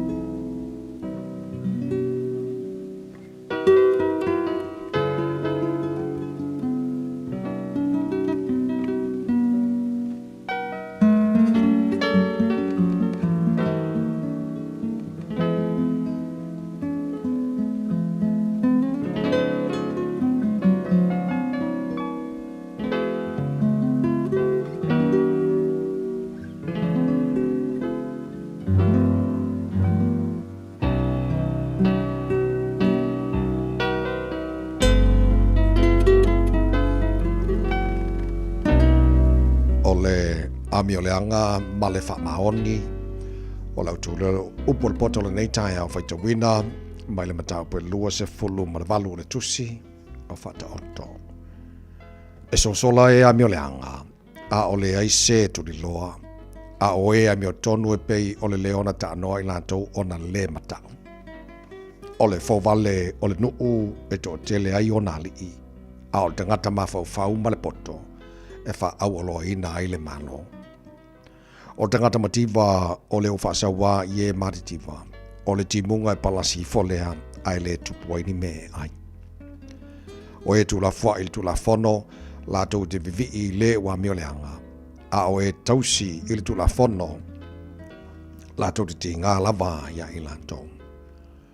O tangata mioleanga la tau te le langona le whamasidonga a o e sa ili li i wa la tau langona me umba. A siliona le leo tangata mativa o sa vali la nami o tonu i leo whapio piona ala a o le mau oa ia. O leo ana i le tula fono o le atali i maha fau o ia a o leo au mea mai ai te tele e ba ai lona ta maa on o ia.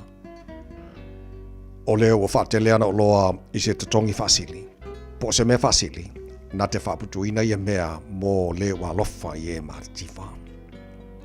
O leo waliliu ese ona te linga ai le whaanongolongo i le tulafono e inosia lana lama te talo. O leo whaase se i e amio sao i le ala leanga e pa u o ia i lana lava lua. A o e o sao ona lelei e whai mō latu to fime lelei. O tangata mau oa e poto o ia i lona manatu. A o tangata mativa le ua mawhauwhau na te sue ia te ia. A oli e amio tonu e te lea i le manuia ai atu lai mai e amio leanga wala lafi e tangata. O leo o fiufi lona soli tula fono e le manuia o ia a o leo faali malafo ina e alofangia o ia. Amu i le tangata o leo noa na matau o ia a o leo fa maa lona loto e pa u o ia i le leanga. O le leo na tangi ma le urosa fi ai o le ali i amio leanga lea ua pule i le numativa. O le ali i wale isona mawhauwhau wa tele ana sawanga a o le ino le matapepea e wha leva ina o naso. O le tangata u whasawa o whasi o tele tasi e sola atu lava ia e o i le lua a wale tawhia o ia. O leo savali malanami o sao e wha ola ina o ia a o leo wha pio o iala e lua e pa u o ia se tasi o iala. O le ngalue lon whanua e maa ona o ia i mea ai. A o le muli tangata whatawaa e maa ona o ia le matiwa. O tangata wha maoni e tele me manui ai o ia. A o le o whata alise ona mau oa e le whasauhina o ia. O tangata o le whanonga ino tangata e le lea e sori tula fono le tangata ona o le whasi areto. E whatali se le fia mau ora le tangata mataongi. Ai le loa e ia e o mai le mativa ia te ia. O le wawa i tangata e mulmuli ane e alofangia o ia sili i le o tau talafa ole. O le na te whaoa mea alon ta mamolon tina ai whai mai o ia e le se sori tula fono lea e whatasia o ia mal tangata na te whatau ma oi mea. O le o fefete lona loto na te whatupuina le misa. A o le whatua tua i le li e matua ma o na lava ia. O le o whatua tua i lona lava loto o le vale ia. A o le sa vali maripoto e lavea ina o ia. O le o fua i atu i tangata mativa e le mativa o ia. A o le alo i ona fufonga e lau fituina o ia. Atu lai mai e a mio leanga wala lafi e tangata. Ai a whanu i lato ua whaato o te leina. E a mio tonu. Ua awina atu le upu o le poto i le nei aso o no le langolango mai a linga Fusi and Sons Funeral Services. Ua mawhai o na tu whatasia o au nanga tala whea ngai i ni tau ngofia tele. E fso soni atu ai a o whea ngai oe ma le popole ma le whememea. E mori whatasia atu ai ma wha mai senga, ma wha mawhana whananga mai a linga Fusi and Sons mo a inga uma o Samoa ua whea le maliu ma le oti. Walau mai loa ia lingalinga Philip Fusi lingalinga. To ia whaapo lingalinga, to ngia si ulavea, pesusu mai I le luas fulwalu Canning Crescent I Mangele.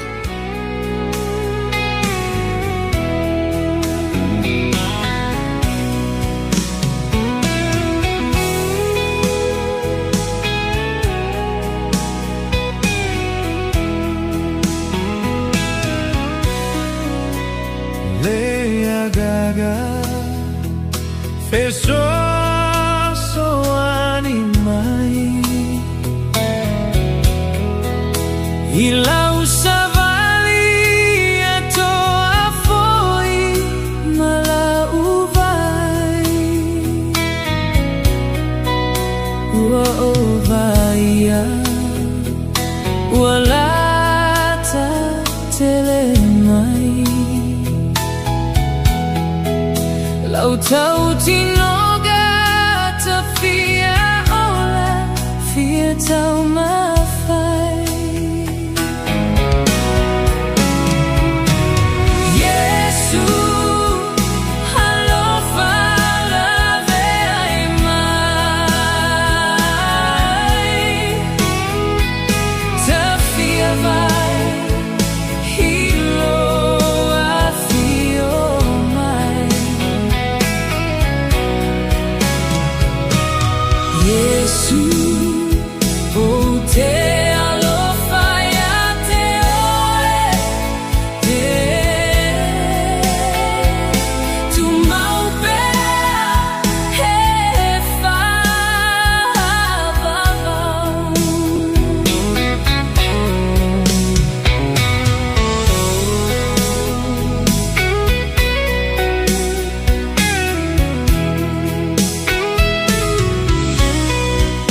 Lau tau tinoga Whaoga I matou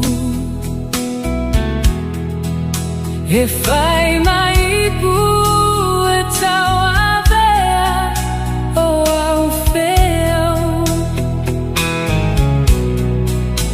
O apuapuanga Mamea whai gata Ai o te savali malo ali lo faola Yesu alofa lave ai mai ta fia vai hilo a fio mai Yesu, oh te alofa ya te oe, tu maupea he whavavau.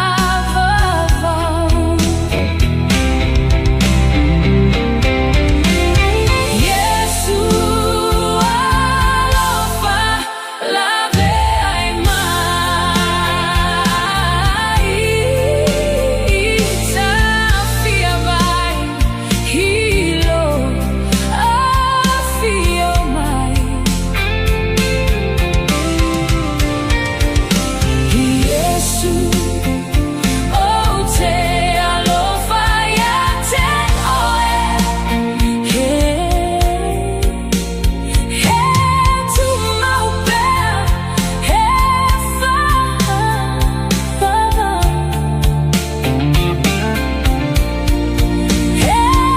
tu maupea he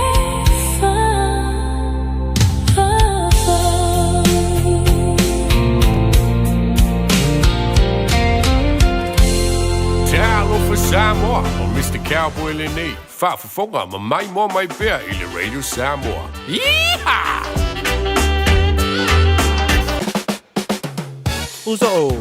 Oso.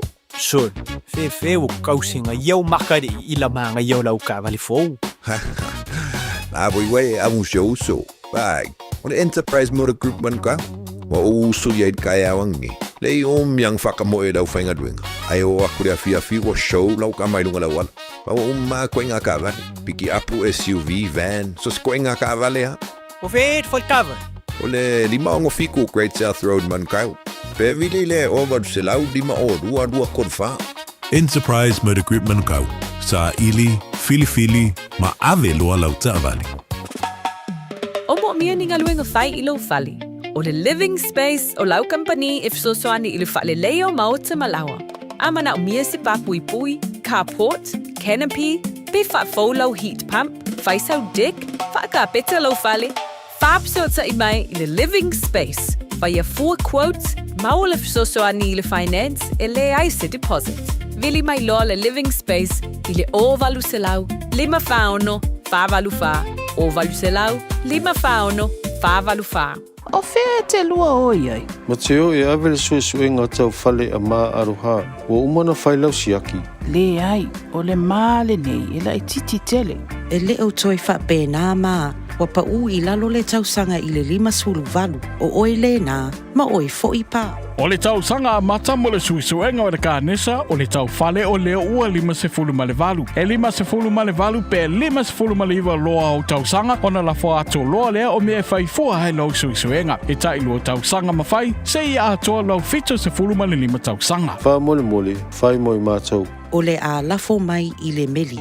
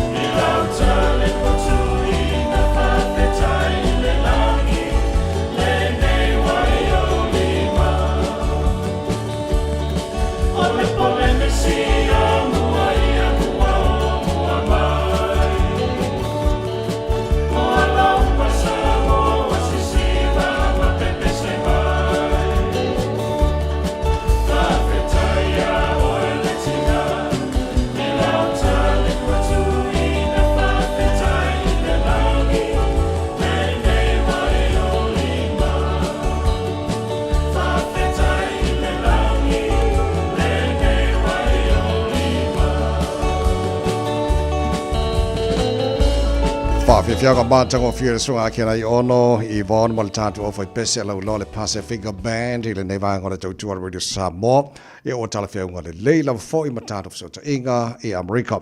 aso lua veste tasilo mo tano so inga ma le sio le tano Radio Samoa i Amerika le sunga kia nei ono lo tau mai Hawaii ia ole a fa pena fo yo na fa tal no le tano malo fa lo ngia e le nei taimo le tai au fa lo tele maenga o tau tua tupum to mari o alo matama fa na Samoa la lampa pa au le malo tele o Amerika ken fa tau so mo tano po klama nei tai au malo se fo malo se fo ya o lo so tawai o le te lo ba ia tu sa lo po o mai ni lata pe o se el ia le so ta inga lo ia pa ta afa o lo fa fonga mai ia pa ta na fa tu le madone tu ile nei fo i tao ia mai hat road fo madone tu mai se fo ia abdel fa ni tanga mai bi inga ta to le i ta tu fa ola o ta tu le me fo le nei tu la o tulanga fo i le tapo inga mamalu tamam tina matutua me se fo i au whangalang pa ia le tua e wha taia tu fo i la utunga wenga taubua.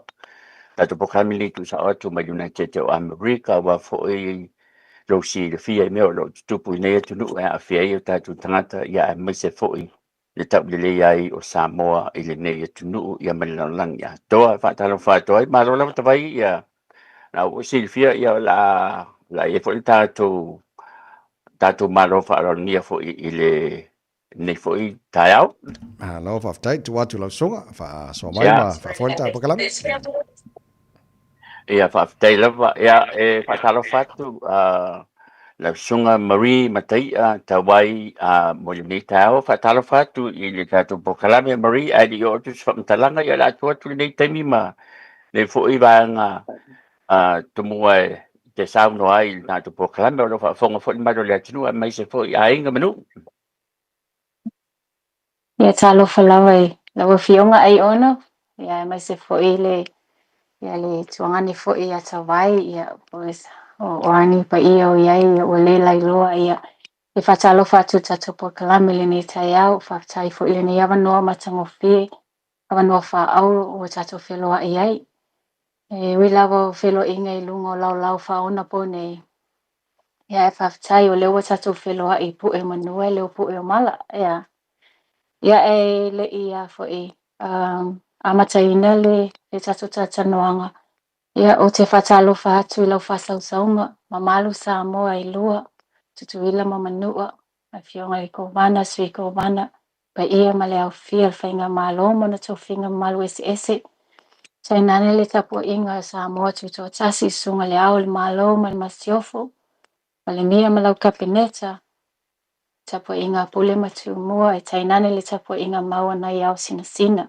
ta mama tina matutua o lo tu i pele muli papanga ma feula le muli lai le alo faiva i tutono a inga yasa unga lava i langona lava le mafanafana i matou nei o lo au maui i nei atu no umamau ia ona o le tapo inga a inga o lo whapea ona tapo a i mai Samoa ai fa pitua foi la fa talo fa la inga salvi o fa ngaluenga le atua o lo no manu i so se tuli manu le ke lope a wa se manu i o tangata uma lava ai mai se ile so i fua malu puipuia o alo matamba fa na o Samoa o lo au nei ta fa o tawe i so se tuli manu le ke lope ia talo fa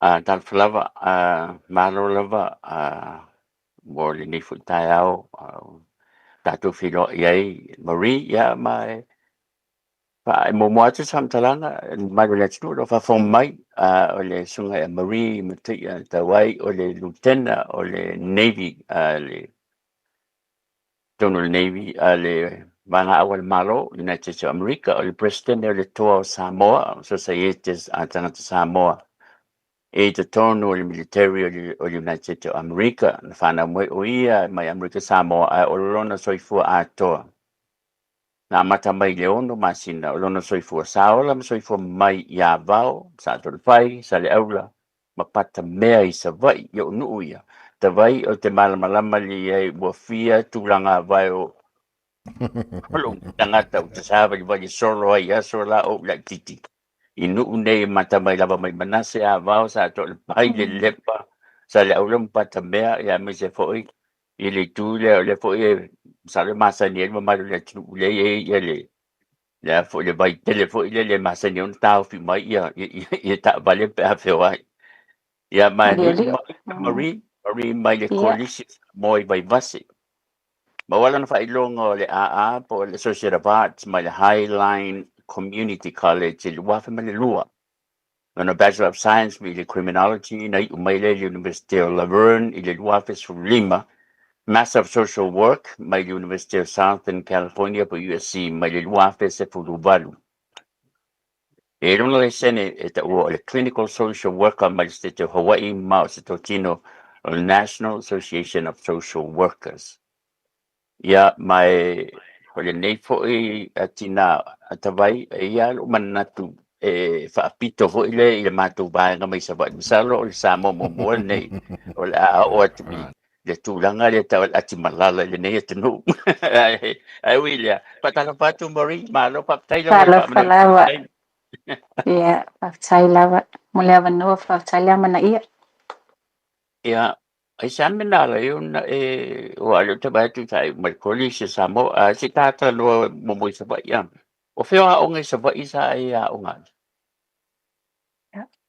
No fionga ai ono ia o si o le tina so tina tau sia wa ia peina o mai o ia ele ia onga o se tulanga lue sa vai le nei lo matua ina o sa wa avatu ia sa lo su e no folisi sa mato no folisi vai moso i fanua a ingol au matai na foi te sila fia o le i le au le matai le i vai moso ia o na te tu se sila fia tulanga pakena ia sa mato no folisi ai ia sa o wa onga lai le tulanga lua fale valu primary school ia sa o wi o mai lei fale valu le iwa lua ia vai taimina le fa yesu enga fa ana le malo e o ai ia ena o au le sui al fale valu primary school fo le iwa lua sa fa manu ia ina kolisa Samoa ia le ala sa wale le kolisa Samoa ia fa o lole ia onga le iwa ono ia iwa fitu sa i papangala ngala ia ma o fainga luenga lava i le PCB Pacific Commercial Bank ina vai taimi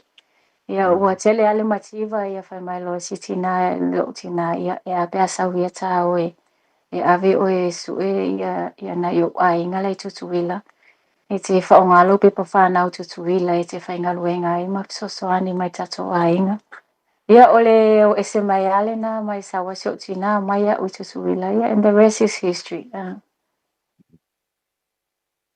Ia malo ole na ulfale le malo o se la sau vesen for sau mitile ta tu malo por la se sala na le join malo banga le ni ia lo sunga ele o se miti ona o tātua ia o sa ili malo lava ia wa taunu umai fo i Amerika ia wa tu ua fo ia o nga sa wai fo ia ona le manatu lava i Samoa fo i ainga ia na o felo lua ia le ngaluenga na iai ia fai fo le i o le tolua ia sa o fai ngaluenga fai ngale ia o matu ainga sa i tono le malo ia wa ai atunga ia mana ia tele pen ficha no malo ia walo wa le mawalava se me foi na mana o ai inga luenga fasavili ona no ta inga lava io si tina ia mo se mato fanua ia pia ia o le ala na alo lola ia wa le lava ia o te ulu fale tono le malo i le lua afe ma le fitu ia wa lu se pulu valo tau sanga ia le ala na ulu fale mela ia o le ala e tautua ia le taimine ia na ulu fale mai le malo ona na wala tu ile recruiting station ia pawalenga luenga i loa o mai Samoa o le kamuta le tu sa malama ia mau se alu atu e fa mai lus furu a Filiponisi sign up ai fa fine ia fika por quem so vai mau lus furu a finga e mau fa mo o i polu ia na ulu ala ia ia fa manguyanga ngale atu ele fa pe se miti ia wa ia la of ai o fuafuanga o mana fuafua ele atua fo ilo uia o langa tau mawhai. Ia ma se fo ile autu lava o le alofa i a inga i Samoa. Ai sa le aisa o miti ia o te fia ulu fale le malo. O le president o Samoa. E inisi Samoa i longa i te tono le malo. Mwhaina sa no i mo nātu suafa. to atele lava, to atele o tuangane ma uso fo isa mo o matua I maululunga lava o lato tu langa I to tono le malo ia o te fia faitete o te faitete fo ila o ia le tauino swafo nei uso ma nei tu fafini o no o tu langa fa pena fo ia na le ia ai a tonu ai e se taimi se o tata no fo ia ai e se lato fatanganga ia wana I se tangata ia mana o ai a wale ta wola to swafa ia o te ele o ia la tata langa nei afi afi swafa ai o la o ia tali popo o atu ua matua I tele whamanuianga o tuangane mauso sa moitono malo I tūlanga maulunga. E le ngata le wha officer ai ole enlisi le ua tua tele lunga le eiva ia ole tūlanga mawalunga le ia tangata sa moitono malo te mine ole o ono. Ele lava sesi wa usia le office le taimine. Ai ole tūlanga o ono. Ole o ono lea le taimi nei ele ia se o ono sa mo I tonu Navy ai ua ia le o ono sa mo I to tonu ole ami to tonu le ami ta ole captain ia ua ia foi le o ono I to tonu ole Air Force ia eta ole captain ia le taimi nei tonu le Navy ole o lima le ngata ai ia le ngata ia le a foi le taimi nei ia lo I lo masalo I aso wa alu sa ia se si sa ausia le o ono ia ole captain I tonu le Navy ole o ono le ta unga I tonu le Army ma le Air Force ole Colonel Belford Bird ia o tonu Navy taimi nei lo ia I loa ia o malo o mautino ole o lima le ia le tangata sa mole I tonu Navy O le te langolango I le tātou society o skopa I te tonu o le o afu I guess msale banta o tangata po tamiki tuai ko li samo mai vai mase. Oi nisi o whenever na sauno mai officer o to society ngai I afu I le stetel na o to nga do fatasi. Ole taimi nei ele se silunga ele steti o ole Virginia ole kolisi ole poliskopa USA I ole lava ta wati fato a mato faile mato officer nei fato a mato official a matanga nei tau sanga ia ono ole tuangane foi lea ia se alofi le Las Vegas pela o Las Vegas lea e ta ape solo mato official taimi nei ia o mato wa ia sa longo mai ona sa I foi sosa inga fo I male sunga presidente le skopa I o New Zealand ele pele tau apa mai a mato le nei ile mato ia tau sanga ia ela iti ma mato o te masalo ole tau sanga Petroselina tu waile tono mato ofisa pe ole iva tolu ia o au yo no fai ole iva ono ia ale ia o to atele ana members yo mai o tangata wa matu tua ia o la so lava fautua ia o matu tua ia atu watu ia o tona to te laiti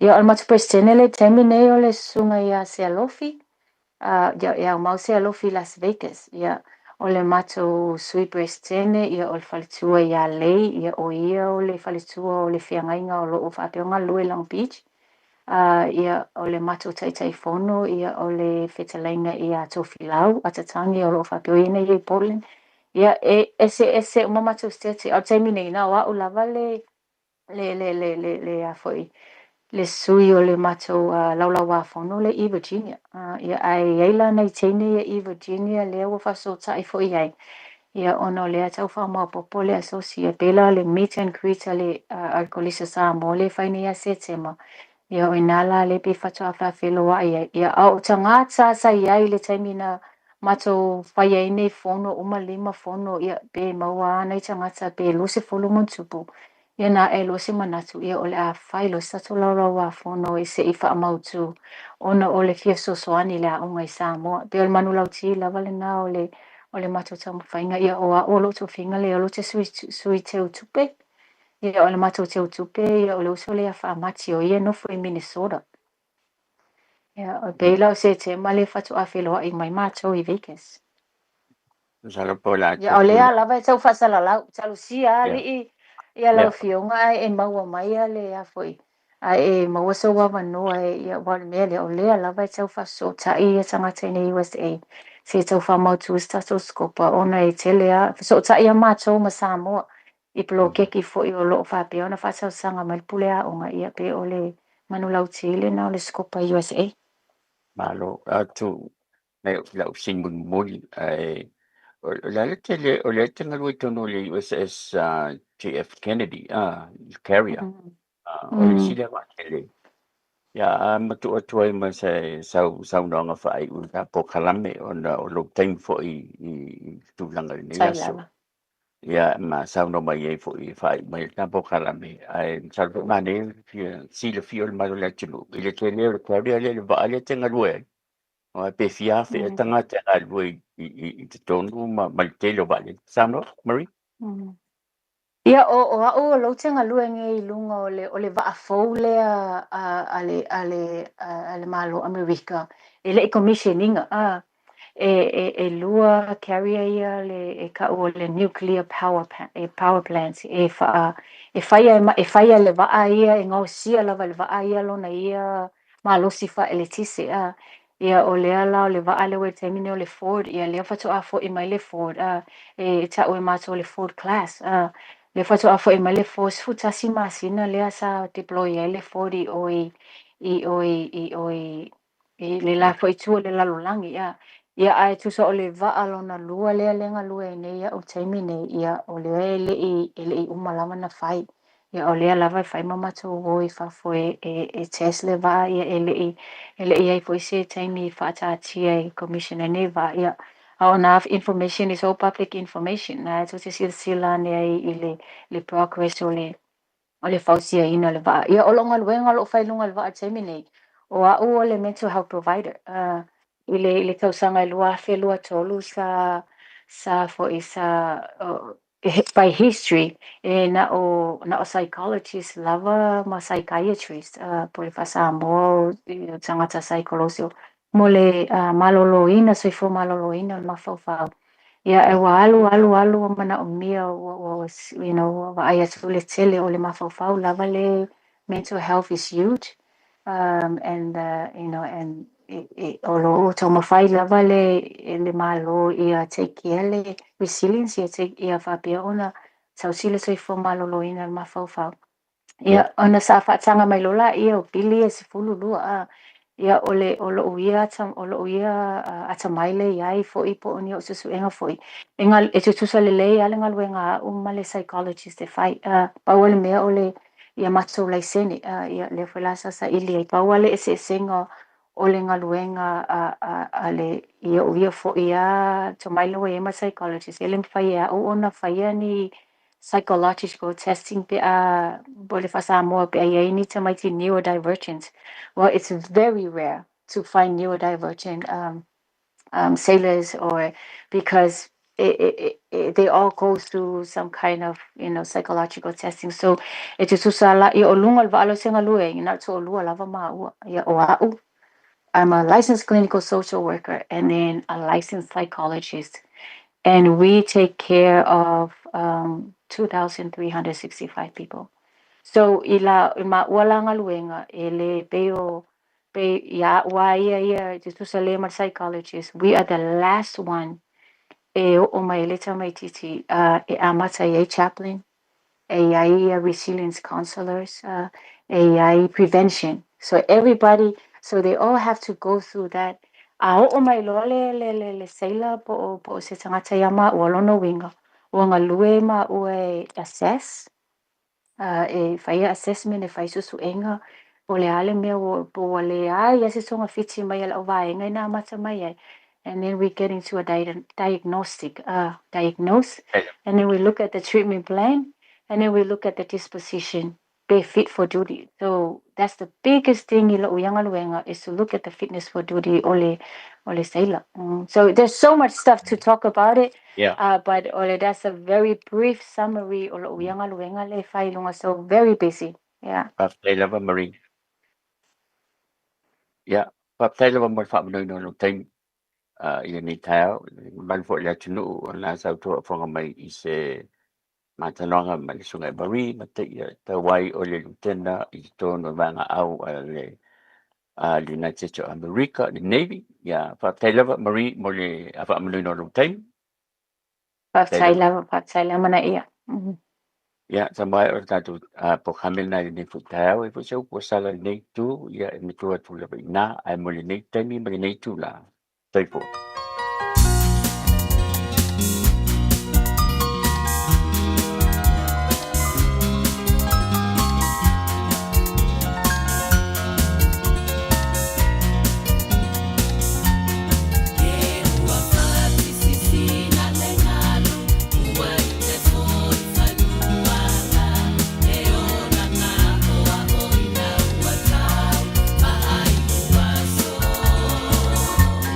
Yeah.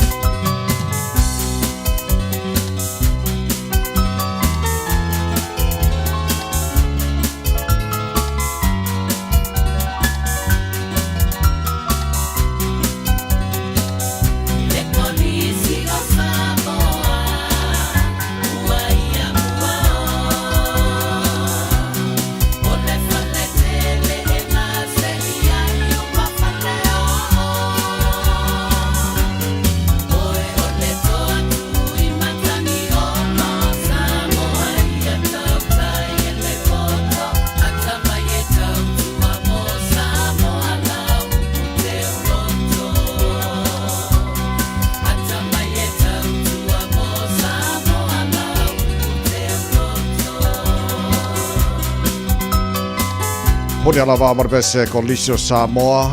Ya ma ua fa mai ai foi man ko kala mai lo ava tolo ni mal ta ma ro ta ala na mo le ne so lua fa te tere la Samoa lo de talo. Ala ta po inga ma lo fa fonga anga ne fo itai fo ala fa le tua mo le tolo tu se fo ma ta malosi. So atai talo to fe lo iai. Sis fa po ma ro le tai ma le tao le ono tai wa tai te mini sila. Stay safe. Look after yourself. God bless. Possible.